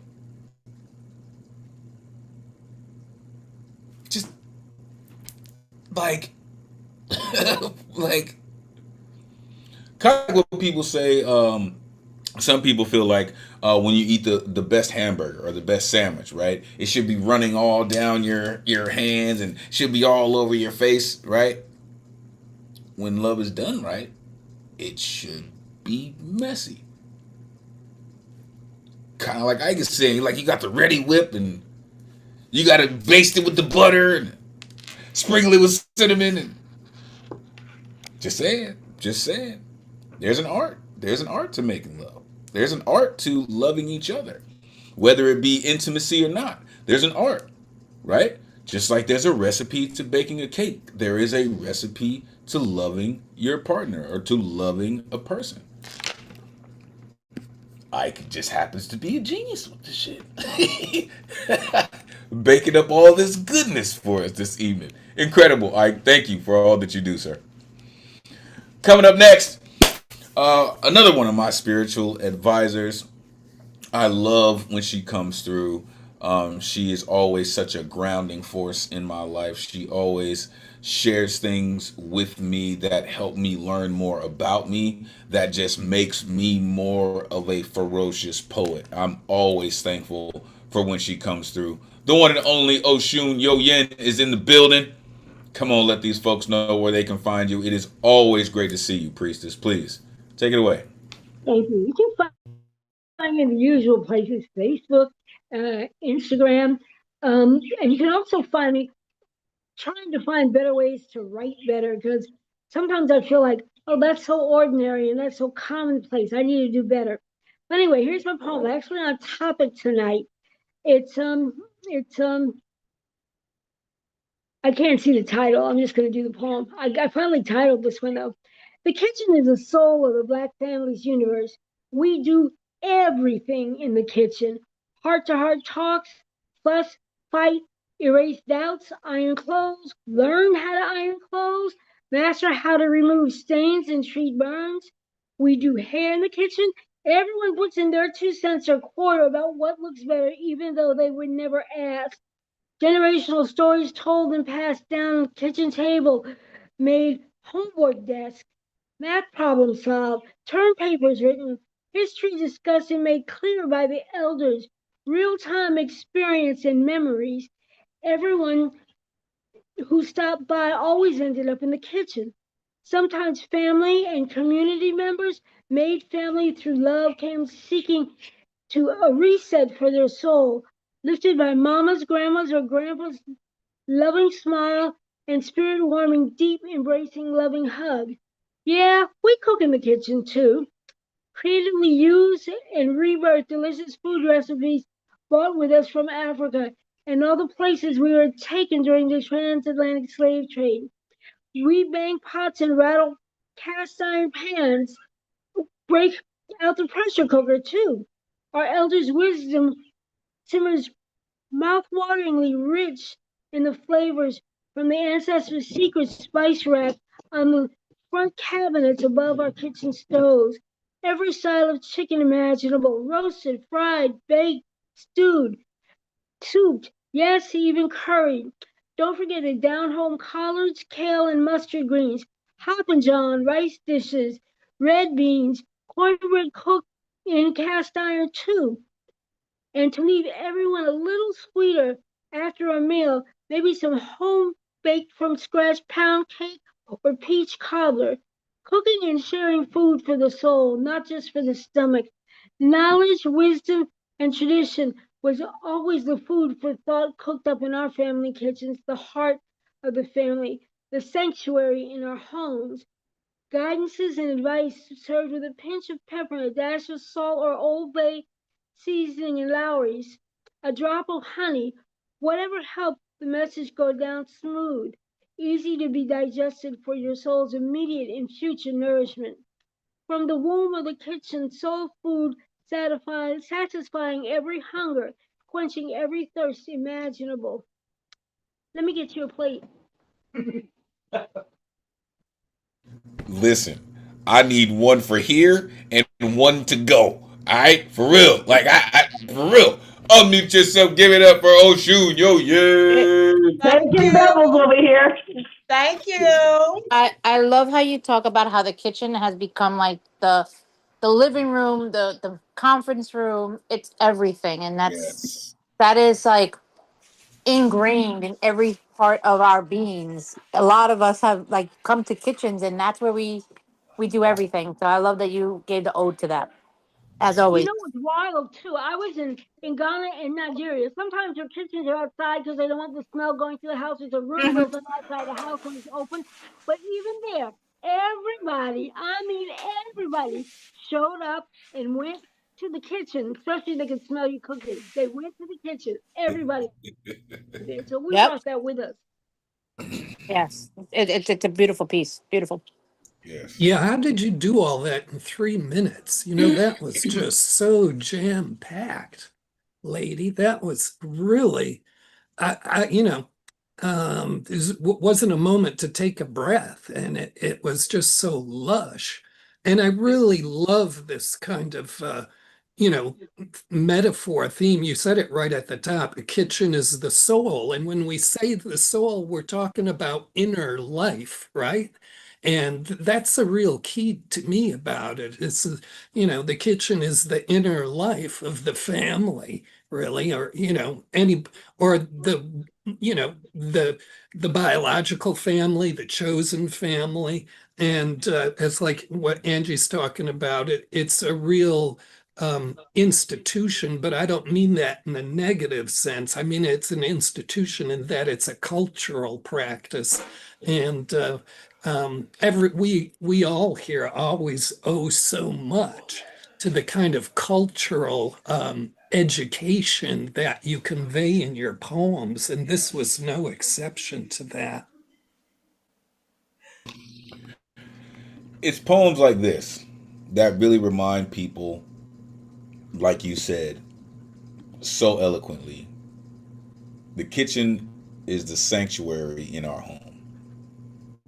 And this poem just touched me in so many different ways.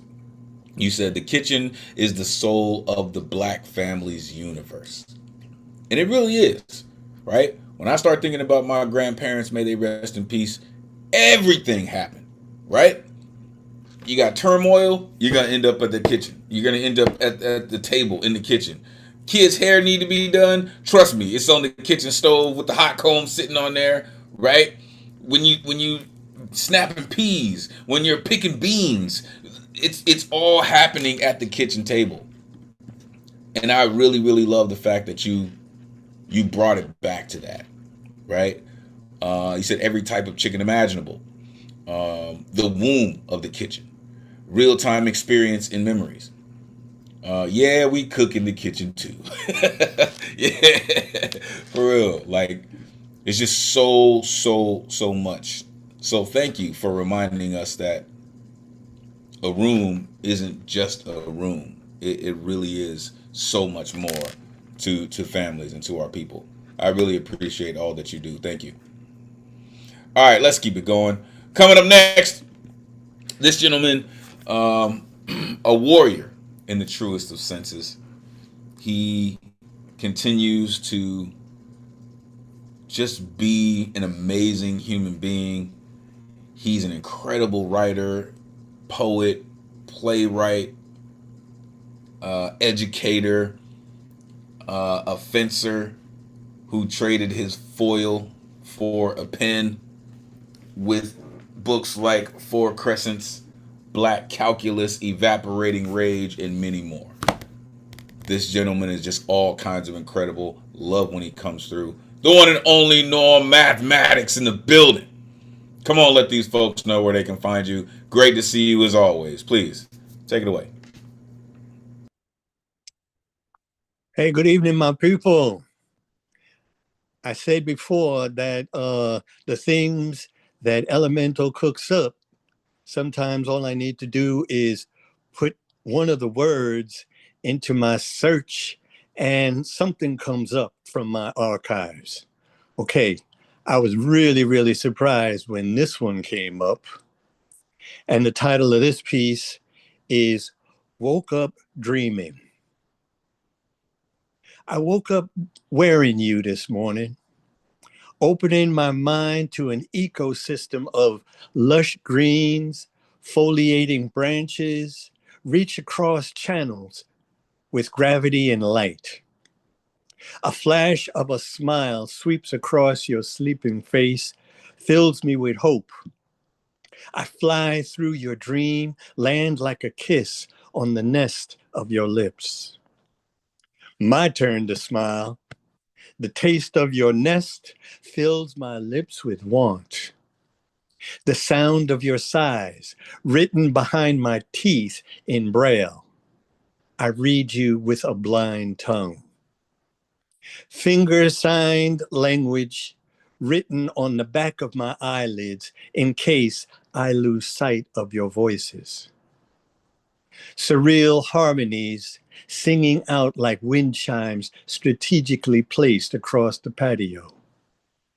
I hug myself wearing your arms like a cashmere sweater, silky to touch like cocoa butter, melting across your warm back, and embrace breathe in and out through open pores, flushing parts broken off, fallen hearts, the ones that failed to ripen on the vine.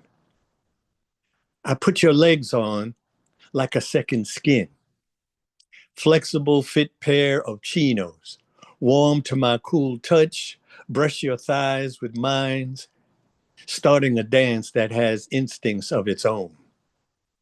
The rise and fall of your breasts, silent breathes, silent breaths, inhale me, take me in deeply, hold me suspended in between spaces where no matters live because I am lost in your wordless places. The curve of your back fills the curve of my front. A short stack of spoons, a table set for the feast of love served in a large bowl. The labyrinth of your heart is worth my life exploring a maiden voyage. Next piece. This piece I wrote this week, and it is devoted to one of our members who's next up on the list or is on the list following this. And the title of this, I hope you don't mind me putting this out, Jesse. Even from a distance. Ether is the vehicle and the path, the call and the response. Unheard, unseen, felt in all dimensions. Faith is a word for love. Unseen, unspoken, and unreasonable. If you think about it, you miss the point. Peace. I know I'm biased, but I love poets. Unmute yourself. Give it up for the maestro. Thank you. Oh. Wow. That was just so I can't find the words. I love that I get at a loss for words here. It's the most wonderful thing. Thanks so much for being here again, Norm. That first poem, it's just sort of the theme about becoming one with the beloved was just so lush and so feelable and so overflowing. So, just line after line, land like a kiss on the nest of your lips. I hug myself wearing your arms. You can't interpret those things, that's just pure, pure poetry. I put your legs on. Same thing, I mean, you can't interpret that. It has a life of its own. And it really takes somebody who's just like a truly focused poet to become one with those things and bring them across for us. So I just really, really love what you do, brother. And it's always good to hear people give praise and tribute to other poets here. I love that. Yeah, I keep telling y'all it's the greatest community in the world. Like it's not just a euphemism. It really, really is that. Math, to reiterate or to jump on the train that the Jedi Master is pushing forward. There are people in the world that try to be poetic on purpose, right? They do their best to throw all of this flowery language at the page and hoping it sounds very poetic. But this sounded so natural.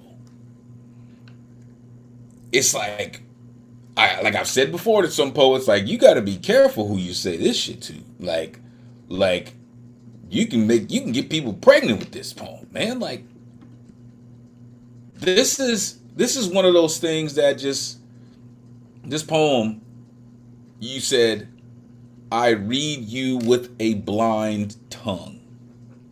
Sir. sir, that's just next level work. Really.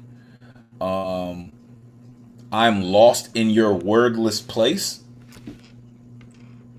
A short stack of spoons.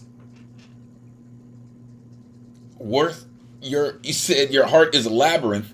Worth my life exploring a maiden voyage. I hear you, Auntie April. I hear you. Yo, amazing work, Math. Thank you. Um, and just for making sure that the community stays connected. You're just amazing, sir. Continue to do exactly what you do. All right. Let's see. We have 6 more on the guaranteed list and a full good luck round. Let's get it. Coming up next, this gentleman continues to come through. I love when he does because he continues to get better. He continues to work on it every time I see him, every time I catch him, no matter if he's here or he's on IG. He just puts in the work. The one and only Prince of P in the building. Come on, Prince of P, let these folks know where they can find you. Great to see you as always. Please, take it away. Deepest parts of me. Be aware of the thoughts that linger too long in your prefrontal cortex. Thoughts like demons,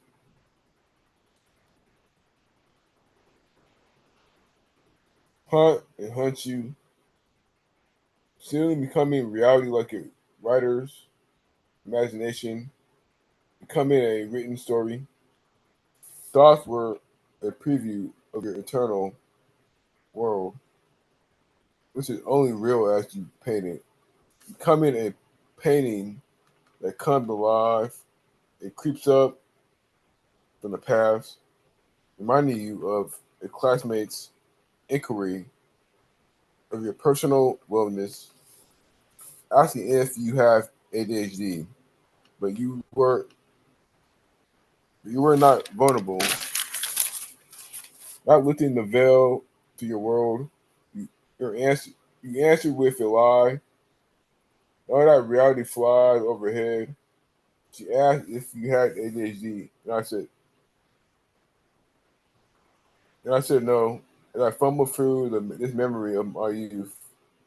I realized I lacked vulnerability then, so I share the deepest parts of me today.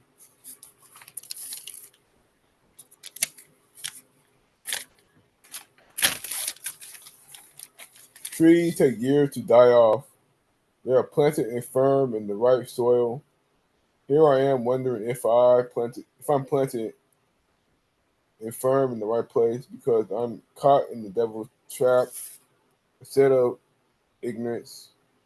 So I ask myself, will I grow better as I age on the Aquarian stage? Maybe. I am planted within almost, where I view the very shadows that hunt me, firm in my belief in my dream. Yet I'm a walking contradiction because I live with the old self, but close to what I can be. Like a tree, it will take me time to be the best me before I die off too. Thank you. I'm telling you, man, you got to keep working. Unmute yourself. Give it up for Prince of P. Yeah, Prince of P. Thank you.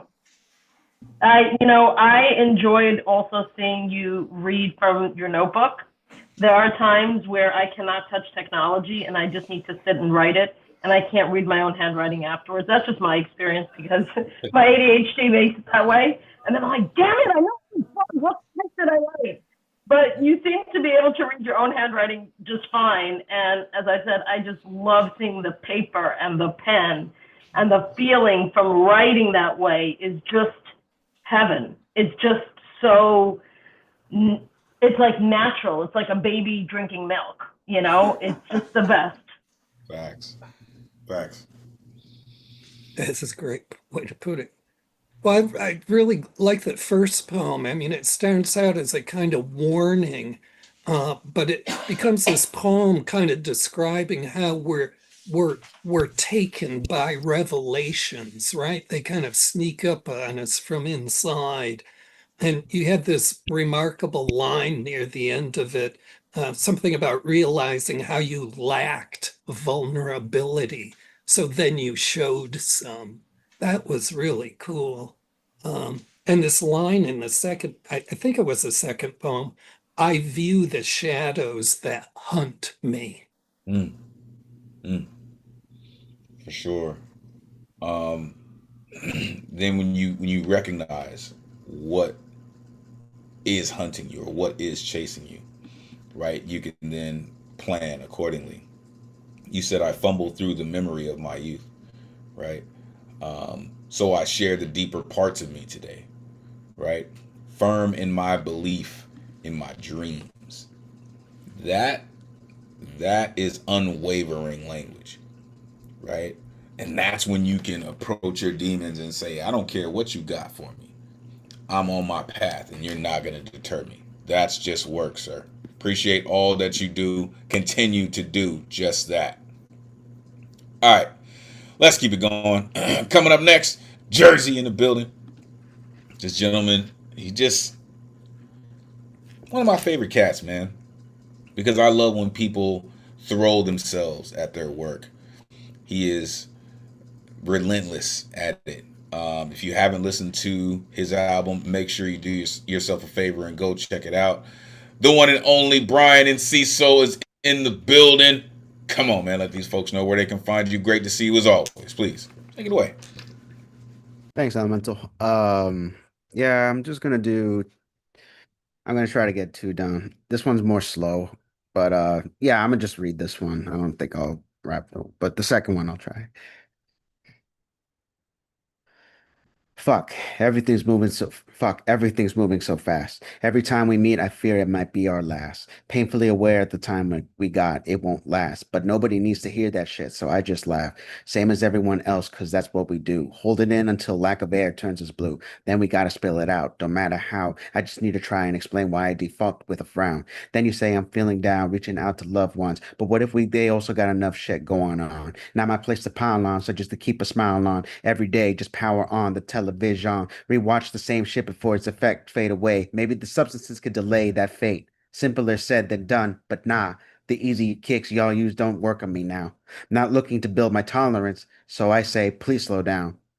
Please slow down. Please slow down. Fuck, everything's moving so fast. I swore I just had food from there the week before last. Thinking about how me and my friends always came after class. Now an eviction notice is posted on the glass. The business is gone, but not the laughs, not the dates, not the late nights before the final exam, not the regular days where nothing crazy happened. It was just here, now a figment of my past. I tend to get hung up on nostalgia. My therapist nodding once again as I tell her. I guess it reminded me of a time before when I relied on my mother, quick to say, it'll be okay. Don't stress, don't bother. Don't act rash, just breathe. And remember, please slow down. Please slow down. Please slow down. So that's my first one. Second one, I'm gonna try to do the rap. I'm gonna try to do it with rap. I added some to it, so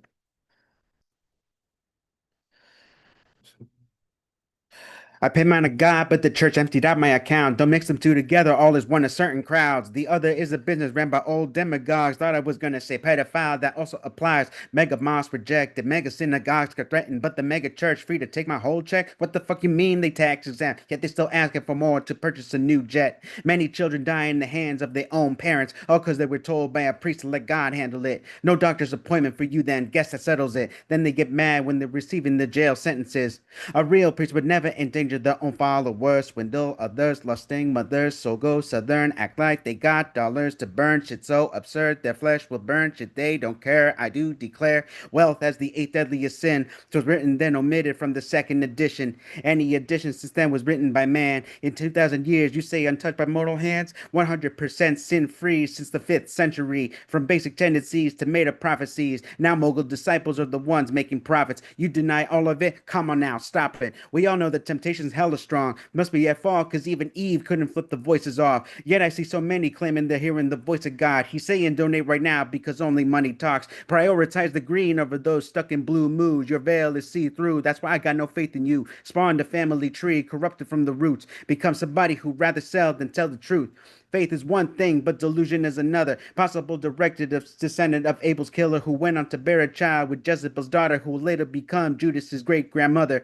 The rest is history, no inquisition required. Hailing from Salem, no women set on fire. This land's my land, but I'm no colonizer. Our destination manifested by somebody higher. The devil made me do it, clan. I'm just a mortal man, was just following orders coming straight from my own head. I swear to God, he himself told me integration's a sin. Nothing to do about it, so I must be blameless. Yo, you've been putting in work. Unmute yourself. Give it up for Brian. NC Soul. Yeah, Brian. I like the way you Keep changed. hip hop alive. Thank you. Thank y'all. Yeah, I just was blasted in that second piece when you did that, changed the rhythm up, and in the middle you had a section where you were doing just these 3-word lines, and that was so tough. I mean, sonically, that was a really mean dance to pull off with your mouth and your voice. I really was taken by that. Like this first poem too, about impermanence, and you had a really cool way to get it across by putting it in the context of a personal relationship. I think that makes it more, more fraught, more of an emergency. It's like, yeah, the whole rest of the world moves at this pace, but I want to savor you. For sure. I like how you brought up the eviction notice in the first one, right? About how you used to go and hang out, but then there's an eviction notice on the window. Like that just speaks to, where we've been, things change, and where we're going, Please slow down. Please slow down. Please slow down. Like, just that sentiment is just money.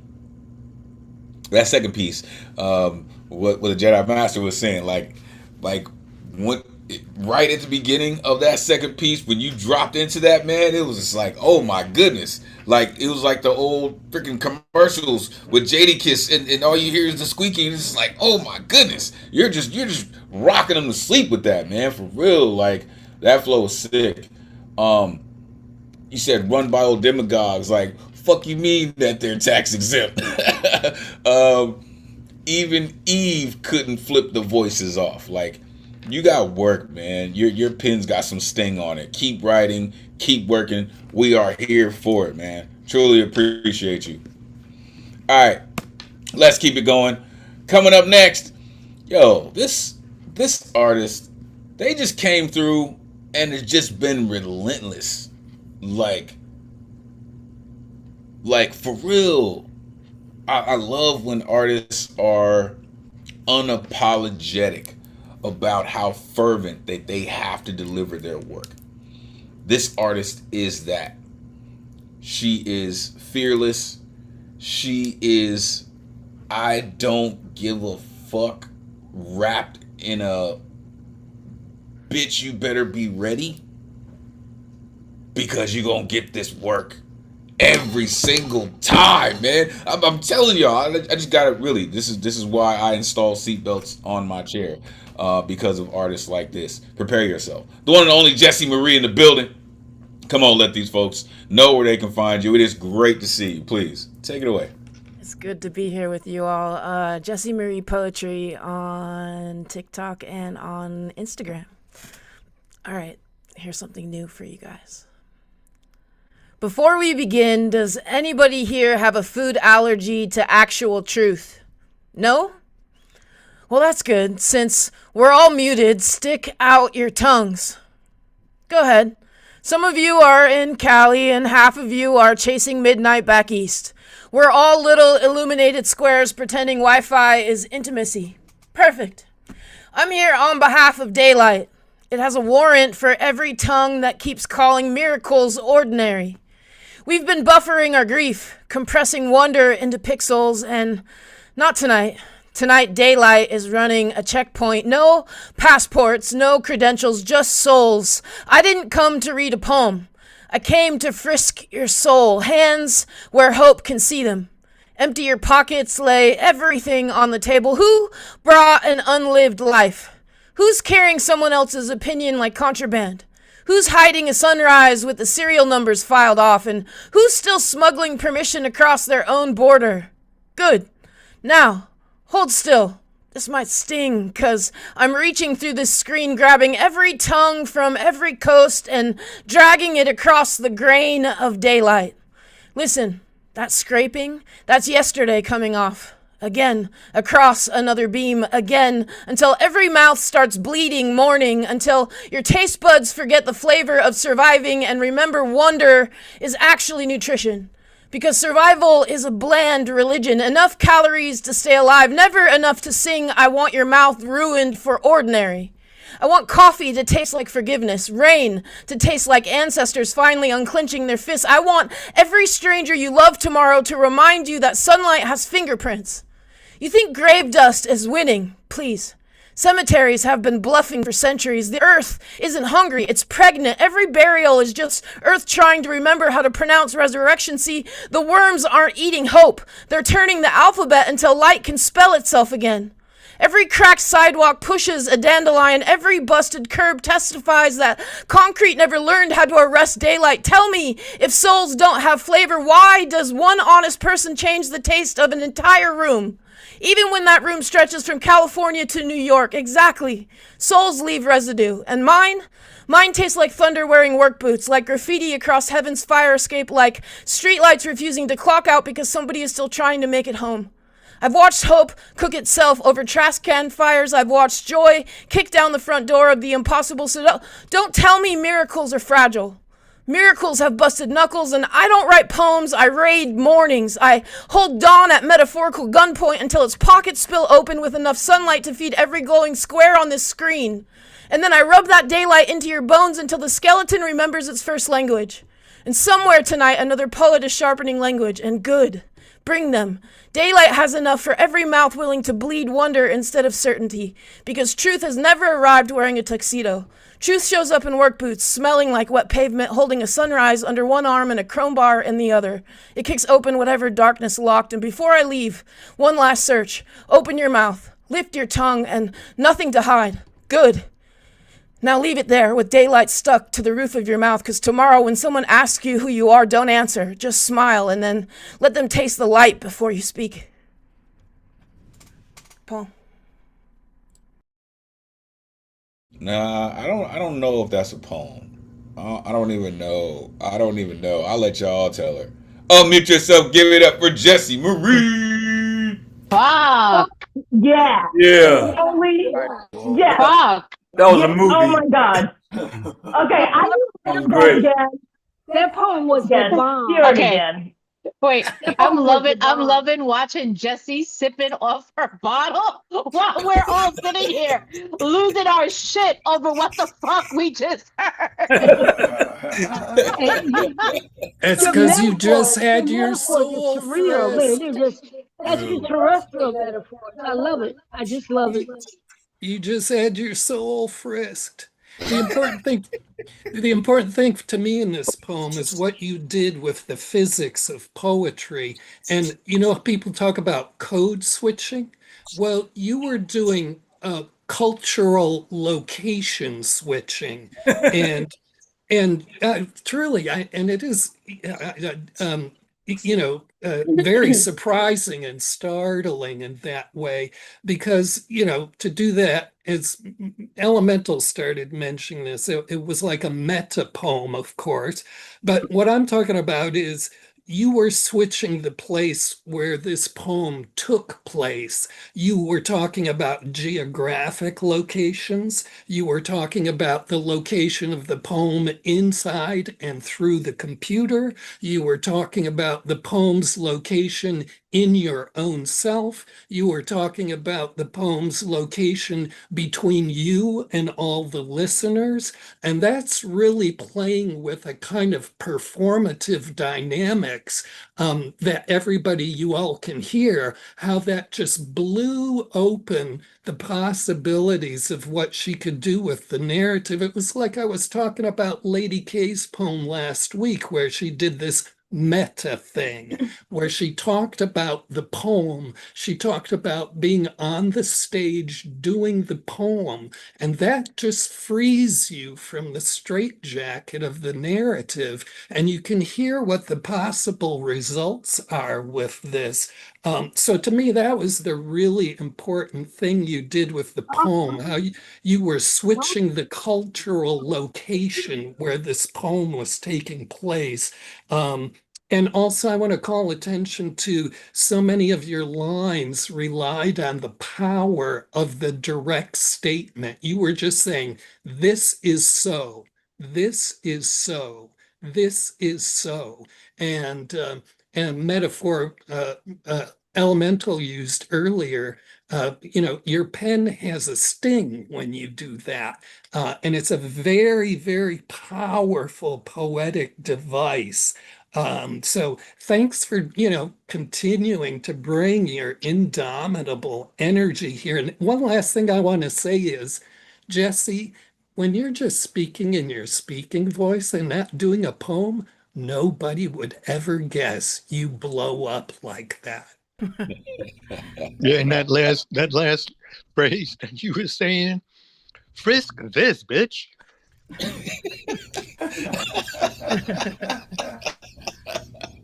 I freaking love poets, man. But again, I'm biased. You know what I'm saying? Jesse, this poem, clearly, thank you all for letting her know just how crazy this poem is. You said, does anyone have a food allergy to the actual truth? Damn it. Like, really, we going there? Pretending Wi-Fi is actual intimacy. I came to frisk your soul. Man, who brought an unlived life? Who's still smuggling permissions across their own border? Taste buds forgot the taste of survival. You think grave dust is winning? Graffiti across heaven's fire escape? Don't tell me miracles are fragile. Truth shows up wearing work boots. Like, goddamn, listen. That's the work right there. Thank you, Jesse. I told y'all, she's just relentless with it. And it's those kinds of poems that inspire people to go beyond what they think is beyond what they think. Continue to work that. Truly. Really dope work. All right, let's keep it going. Coming up next, I was on a call recently with this cat, man. And you can just tell when people do this because they have to do this compared to people who just do it because, it's kind of cool. Well, this didn't work, so I guess I'll do this, right? But when people do it because they have to do it, it comes off sounding like this cat. The one and only Colton in the building. Come on, man. It is great to see you. Let these folks know where they can find you, man. Come on. Take it Good away. to see you, man. Thank you. Pretty inactive on social media right now, but we'll get back to it eventually. This is my piece called Professionalization of Grief.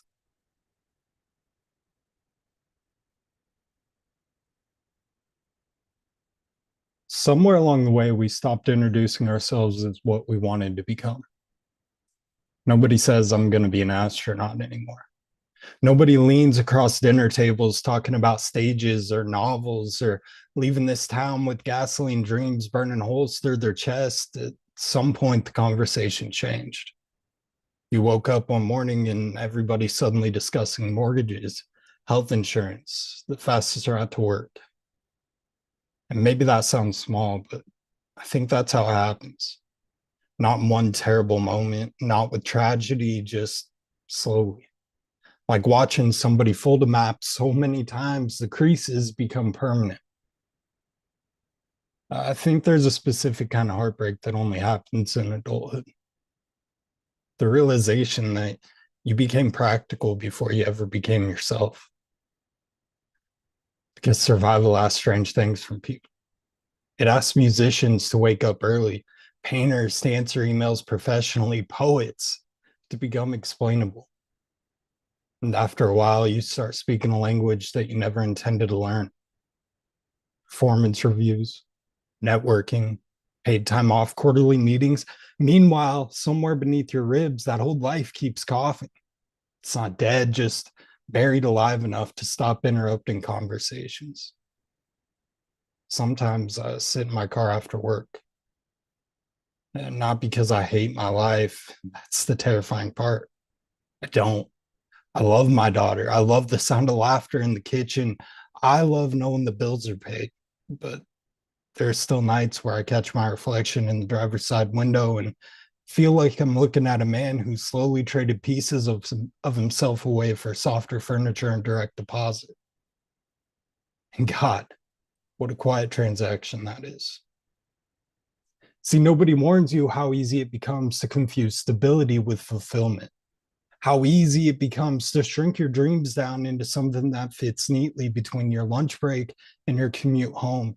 And I think that's why old songs hurt so much. It's not because they remind us of the past, but they remind us there was once a version of us that expected more from life than endurance, a version that believed being alive would feel larger. Now everybody I know looks exhausted in fluorescent lighting. Men stand in gas stations at midnight holding energy drinks like they're fucking medicine. Women answering work emails from bed with one eye open. Friends who once swore they would never become their parents now speak in the exact same tired voices across backyard barbecues. But the whole world keeps moving anyway. Traffic lights change, coffee brews at 5, another Monday dragging itself across the interstate. But somebody somewhere is still young enough to believe that talent alone can save them. And I hope nobody tells them otherwise too early. I hope they stay as unreasonable as possible, because eventually the world teaches you how to resize yourself, how to become realistic, how to lower the volume of your wanting until it no longer startles anyone around you. And maybe growing up is just learning how to mourn that quietly. Maybe adulthood isn't the death of dreaming, but the slow professionalization of grief. The generation of people who clock in every morning with entire abandoned universes still glowing faintly inside of them. Peace. Yo, unmute yourself. Give it up for Colton. That was beautiful. You're That was fucking amazing. beautiful. Colton, That was that so was dope. absolutely amazing. Absolutely amazing. What you wrote and how what you're reading it, you are actively living it and grieving it, and I couldn't stop crying. It's so it rolls off of you because it's that truth that Jesse just talked about, and yeah. That definitely was a beautifully delivered piece. Like I'm like speechless. The slow professionalization of grief. It was That very that well crafted. yes, Very well crafted. very well. I kept thinking, I wish I'd wrote that. Wow. Right, I think as poets, I just think it's like always part of our heart and soul. I don't know. I thought it was absolutely stunningly fabulous. And I said in the chat, I want a copy of it to remind myself how how life really is. It was really beautiful. Thank you. Thank I you so always, much. I just want to say, like, when I have to feel aching, like hard emotions, I always like when they come packaged in soft voices. And yours definitely held me just the right way to feel like hard emotions. So I encourage you to like do audiobooks or like things along those nature because your voice holds us like so sweetly with grief that it's perfect. Thank you. Thank you guys. Told you, folk, one of your biggest fans, man. So glad you edged me out for the last fucking ticket. But yeah, that was worth it. So worth it. It was so worth it. Appreciate you, brother. Yeah, what people are talking about the vulnerability in the poem, and I really also appreciate the anxiety conveyed in your voice, because that's not a performance, that's, as was beautifully coined here last week, I think it was, militant authenticity. That's real, that's not a performance. It's this poem about you had this line at the beginning that really set the tone. You end up learning a language you didn't set out to. So it's about becoming involuntarily, quote unquote, civilized. And this line near the end about lowering the volume of your wanting, and how if you want to be a self-realized person and retain your own identity and your own sensibilities, it becomes very difficult to put up and maintain barriers to all of this pressure to become more and more civilized. And this is what happens I'm just going to say it, a peer group and superiors oriented environment where these people have an image of you that has nothing to do with who you are. So criticism and coercion become the daily fare, while the individual qualities of your personality get stamped out. I tried to tell y'all before we started, right? You can tell the difference between people who have to write and people who just write because it's like something that they like to do. And this comes off just very natural to you, Colton. Like, the one that got me, I mean, there's many. You said survival asks strange things of people. You said, I guess I traded pieces of myself away for softer furniture and direct deposit. Damn it, man. Like, damn it. Another Monday dragging itself across the interstate. The world teaches you how to resize yourself. Listen, man, like, again, you writing these matter of facts, and then the way that you deliver them, it's not like, wake up, you got to get this. It's just like, yo, realize that you've just slipped into your own death. And it doesn't even show up on the news. Coffee still brews at 5. Now you sound like your parents at backyard barbecues. Like, welcome to the rest of your life. Really, really dope, man. Thank you for doing what you do and making time to come through and rock with us. Truly appreciate you. All right, let's keep it going. Coming up next, this artist. Listen, she's just a rock star, man. She continues to just be in the mix. Every time I see this artist, she is at a different competition. She is on final stage. She is rocking with the best of them, and continues to beat the rest of them. I'm just saying. She's just one of the best in the world. I think recently she came in seventh, right? Seventh in the nation. So yo, I mean, it's only like a few cats that are rocking the world better than she is and harder than she is, but she stays dedicated to it. author of I Stand 10 Toes Down, the one and only Lady K in the building. Come on, let these folks know where they can find you. Great to see you as always. Please, take it away. Hi, everybody. Y'all can find me on all platforms, Lady K Poetry. And I did write to the theme this week. I couldn't think of a clever title. It's just called Flavor Profile. I've been thinking maybe we've been asking the wrong mouth about flavors and taste. People think flavor belongs to the tongue, but anyone who has ever loved knows the best meals announce themselves long before the first bite.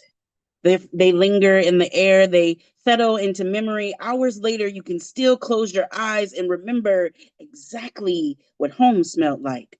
That's your voice, not demanding. Usually, it's just present. Like the aroma of a meal so beautifully seasoned, the walls refused to let it go. Your voice became the seasoning for my soul. Now, everything else tastes under season. I never knew peace had a flavor. I've met people who tasted like sugar, immediate, addictive, gone before the craving finished introducing itself. Others filled me up but never fed me. There's a difference. But you taste like curiosity. Like someone who reads between my sentences, then lingers between the lines long enough to hear everything I never said. See, I spent years being complimented for things time could change. My smile, my curves, as if beauty were simply a temporary address. No one ever asked what it costs to become a woman whose first language is metaphor, who hides entire galaxies inside ordinary sentences, who keeps pieces of herself folded between commas, waiting for someone curious enough to unfold them. Then you happened, not with declarations or spectacle, just one conversation at a time. You weren't interested in winning my attention. You were fascinated by the architecture of my thinking. You asked questions like someone who wasn't searching for answers. You were searching for my essence. And somewhere between etymology, double meanings, and half-finished thoughts, I realized you weren't flirting with my body. You were courting my consciousness. People think hunger begins in the stomach. Mine started somewhere behind my eyes. I've always wanted someone who could feast on ideas before ever reaching for my body. Maybe that's why I started believing the sexiest organ was never my body. It was always consciousness. Some people kiss with their lips. Others kiss with curiosity, with attention, with the holy kind of listening that makes another human being feel completely seen. There should be a scientific name for whatever happens when memory mistakes a voice for nourishment. When longing isn't hungry for touch, it's hungry for tone, cadence, for the sound of one man's laughter seasoning an entire week, for the way his voice finds the center of your chaos and somehow convinces your nervous system that peace is possible, that it's safe to be soft. Funny how safety can change the flavor of a soul, for the tingling that begins somewhere deep within your core, not because he touched you, but because he understood you. People ask me what love tastes like. I don't think it's sweet or spicy. I don't think it has a recipe. I think love is the lingering aroma of someone who changed the flavor of your spirit without ever having to raise their voice. Maybe we've misunderstood appetite all along. Maybe the deepest intimacy has never been about consuming another person. Maybe it's finding someone who studies your mind with the same reverence most people reserve for holy places. Everybody keeps asking me what my favorite flavor is. Easy.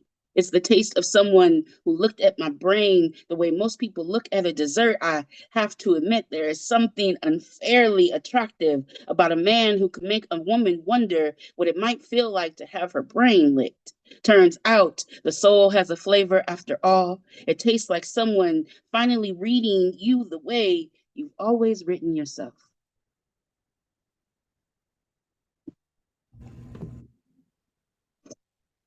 Have their brain licked? Yo. Unmute yourself. Give it up for Lady It's, K. I'm like speechless. And that's the only line you could pull up, Elemental, was have your brain licked. I swear to God, there's a reason we have the same birthday because that was the same line that I was about to. Yeah. Great fucking line, though. Lady K, you always bringing it. You're always bringing You it. really do. Every time you come here, I'm just in awe. In Thank you. fucking awe. That seventh place is a fucking lie. You deserve number one. You know what? Say I say totally it. agree. I totally agree. I've never heard love described in so many meaningful ways, having nothing to do with what we always think about when we think about those deep feelings. That was absolutely fabulous. Just really, really good. Really good. Thank you. And it may be written in the context of, earlier, I think there was something said about like, okay, I could see how it's like more about the journey than it is about religion, or I can't remember the exact words. And the way you spoke about this, it was through the lens of that, and yet it felt so every single soul that experience is relevant, it's it was that's where it hit. So, Thank you. I think we need to send it to people that before we're going to connect with someone, I think they need to read that, and if they get it, great. If not, we got to move on. It's just that part. simple.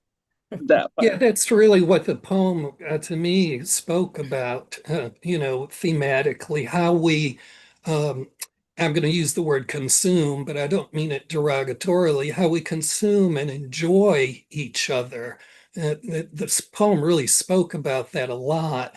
I never knew peace had a flavor. One thing I wanted to remark on was, your delivery. For me, a real key to when I know I'm listening to somebody who truly knows what they're doing with their delivery is when you listen to their inhales and where those are and what quality those inhales have between lines. For people, some people here I know Ray Jane. That's a perfect example. Listen to Ray Jane deliver her poems. It's like her inhales are just fueling the next line. So it's I can, picking up on that in your delivery. It's like, I got nothing to worry about. This person knows sure as fuck what she's doing with this. But yeah, Thank you. I was trying to deliberate about, what is this all about? And you really came out and gifted that to us near the end of the poem. It became very clear, you're talking about how we choose to enjoy and consume and take in and internalize our enjoyment of each other. You are, as I think people here in certain ways have been commenting on, just one of the crew of truly intense metaphor shamans who come here. Your poems are just these incredibly rich and layered and dense metaphors. You are just so at home there. And I come here because I want to be around other extremists. And I know I'm around extremists who do this kind of metaphor work. I've talked about this before because you are people who need and want to and know how to feel in many different ways. You are not content to just look at what there's on the table and take it as that. You see it, you feel it in so many different ways, and your gifts are how you're able to communicate that to us. And it really makes the experience of your poems, all of you metaphor shamans, such a delight. Thank you. Thank you so much. He called y'all metaphor shamans. I'm just saying. Um, this poem really just speaks to people not just being captivated by what they see with their eyes, right? And when you realize that someone is seeing the real you, right? Someone is seeing beyond the facade of the flesh, right? Because like you said, right, people who compliment you on the things that fade, right? But when people see your consciousness, right? Like you said, some people kiss with their lips, others with curiosity. Just dope line. You taste like curiosity. I never knew peace had a flavor. Find the center of your chaos. You make it safe to be soft.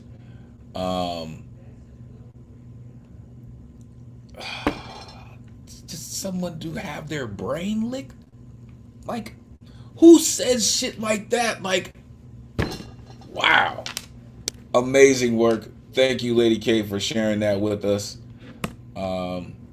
Really, the way you write about situations and circumstances, it's just really amazing. Thank you. Thank you for all you do. Congratulations on your top 10 finish at Blackberry Peach. Keep killing them. For real. Appreciate you. All right. Coming up next. Listen, this gentleman, you've heard his commentary throughout the evening. I really can't thank him enough for all that he does. A pillar of our community, a true Low East Sider, our resident Gilgamesh, the one and only Paul Skiff in the building. Yo, I've told y'all before, and I will continue to tell y'all, he is not an enigma, he is the enigma. Come on, Jedi Master. Let these folks know where they can find you. Great to see you. Please, take it away. Okay, not on theme, just reading a bit out of an unfinished long poem. It's into the harsh zone, and I'm totally PTSD right now, so this should be fun. You want to call being a fully entitled middle-class American consumer a privileged life, then you try living it and see how far you get without contracting a disease caused by pollution, mercury poisoning, before you get diabetes-related gangrene, before you occur upon 3 divorces, suicidal compulsion, body dysmorphia, diversity deserts, massive heart clotture, lack of basic services, psychosis, alcoholism, social media-induced mental illness, wrongful death at the hands of a doctor, chronic unemployment, dementia, money lack, incontinence, erectile dysfunction, killed by an electric bike on the sidewalk or a 7-car pileup, gender violence, workaholism, police assassination, eating disorders, and the rest of the list of endemic culturally induced death paths. If you are one of the above, you hear me. Middle-class culture's most popular sport turns its stars into millionaires and then kills them with brain damage. A culture that robs self-worth from so many men over 65 that a huge percentage of them shoot themselves. A credit card just gets membership into the program of casual buyer beware atrocities. America's 15 million starving children, its 300,000 yearly disappeared women and girls, its 6 million prisoners criminalized by a sociopathy of a society that needs to get rid of a certain people so it can reproduce itself, multitudes of pretend prostitutes flaunting and exaggerated, distorted body parts, degrading themselves on a phone screen like empowerment had only one definition, retail sex. Like self-esteem and status can only be had by fondling a man's bank account, middle-class culture sent the military helicopter to blast my room with a searchlight at 2 a.m, then dispatched its surly detectives to pound on my door, demanding the reason I went on the roof and gave the finger to the helicopter pilot. And while 2 blocks away, I stood, well, let me start that over. While its surly detectives pound on my door demanding the reason why I went on the roof of the building and stood to give the pilot the finger, the searchlight stripping me bare of all humanity except for the emotion of defiance. I know what it feels like to be naked under a hot light with nothing on but defiance, while 2 blocks away and 27 stories into the sky, copter number 2 is emptying a fucking machine gun into the blazing apartment occupied by another victim of equality's lie. why? I have photographs to prove it happens all the time. Middle class culture is built on a program of deprivations. Come and watch the burning cars on my block, choke on the toasted plastic upholstery of the seats, watch the gang openly, even joyously wave its machine guns up and down the block, stand under the blizzard of falling ashes from the building next door, torched by the multi-millionaire for the insurance money, its occupants shivering on the street, watch the enterprising 10-year-olds on the noontime corners sling poison for $5 a hit, dodge their vice-jawed dog with a word funeral on the back of the leather vest, walk around the block with me to witness a tank sent by the mayor who menaces the homesteaders fighting for a simple place to live. Yes, that itch. Yes, that itch. That itch. That itch on your neck is the laser targeter from the police sniper's rifle. Yes, it is. The third world is the one hiding in plain sight as just another day in the Barrio NYC, baby. It was America's middle class poison I spit out from my belly the first time homicidal conformity demanded I skin my soul alive, gouge the eyes out of my spirit, and eat my own heart. Sorry about the mess that was. Unmute Wait a yourself. Give minute. it up for Paul. Time out. There was a mess? Please. Wow. Messes are what whose poem said earlier, or like the doing it the right way is the mess. So if you're apologizing, you're apologizing for doing it right. I don't know who apologizes for that. Damn. Fondling a man's bank account. Yeah. Wow. Just So calling things out. if there was ever order in chaos, Mr. Skiff, you organized it, you put it down, and you spoke it, and there was no confusion, bro. Thank you again. I have one question. Were you naked when you flipped the bird, or did you have clothes on? That was the only thing that I was. Figuratively, the searchlight stripped, the line was something like, the searchlight stripped me of all humanity except for the emotion of defiance. Damn, sir, you just really like you're really him when you go into these spaces of your poetry. First of all, I love the fact that you went from your apartment all the way on the roof just to give them a piece of what you really feel. Like, I just absolutely love that. Like, to hell with you and your propellers and your searchlight. Take this with you, right? As you go get refueled, take this. Like, empowerment had only one definition. He said, I've been under a hot light with nothing on but defiance. Come on, man. Really, like, you just continue to show people the interstellar possibility of poetry. And it really, really is incredible to watch every single week. Thank you for doing all that you do. So, check it out, folks. We have run up against the time. So, what's going to happen is we're going to end this live stream, and then I'm going to jump into the cipher for everyone who's on the good luck round, because I want to make sure that everyone gets heard, everyone gets their time. But yo, for this iteration of what this Thursday is, listen, all of you are absolutely amazing. I thank you all from the bottom of my heart for doing what you do, staying committed to what we do, and being the translators of this world to remind people of just how difficult things can be, and we still turn it into something artistic. So thank you all for that. For the folks who can, stay tuned for the cipher. Let me shout out a couple people before we end the live stream. Shout out my man Rich Glennon. Shout out Rachel and Mitchell and Trail. I saw Anthony Collins come in here. Nemo Soom in the building. Lori Davis in the building. My man Dre Reyes. Thank you all. Truly, truly. Y'all are absolutely amazing. For real. As I said, we're going to end the live stream and then we're going to come back in the cipher. So stay tuned.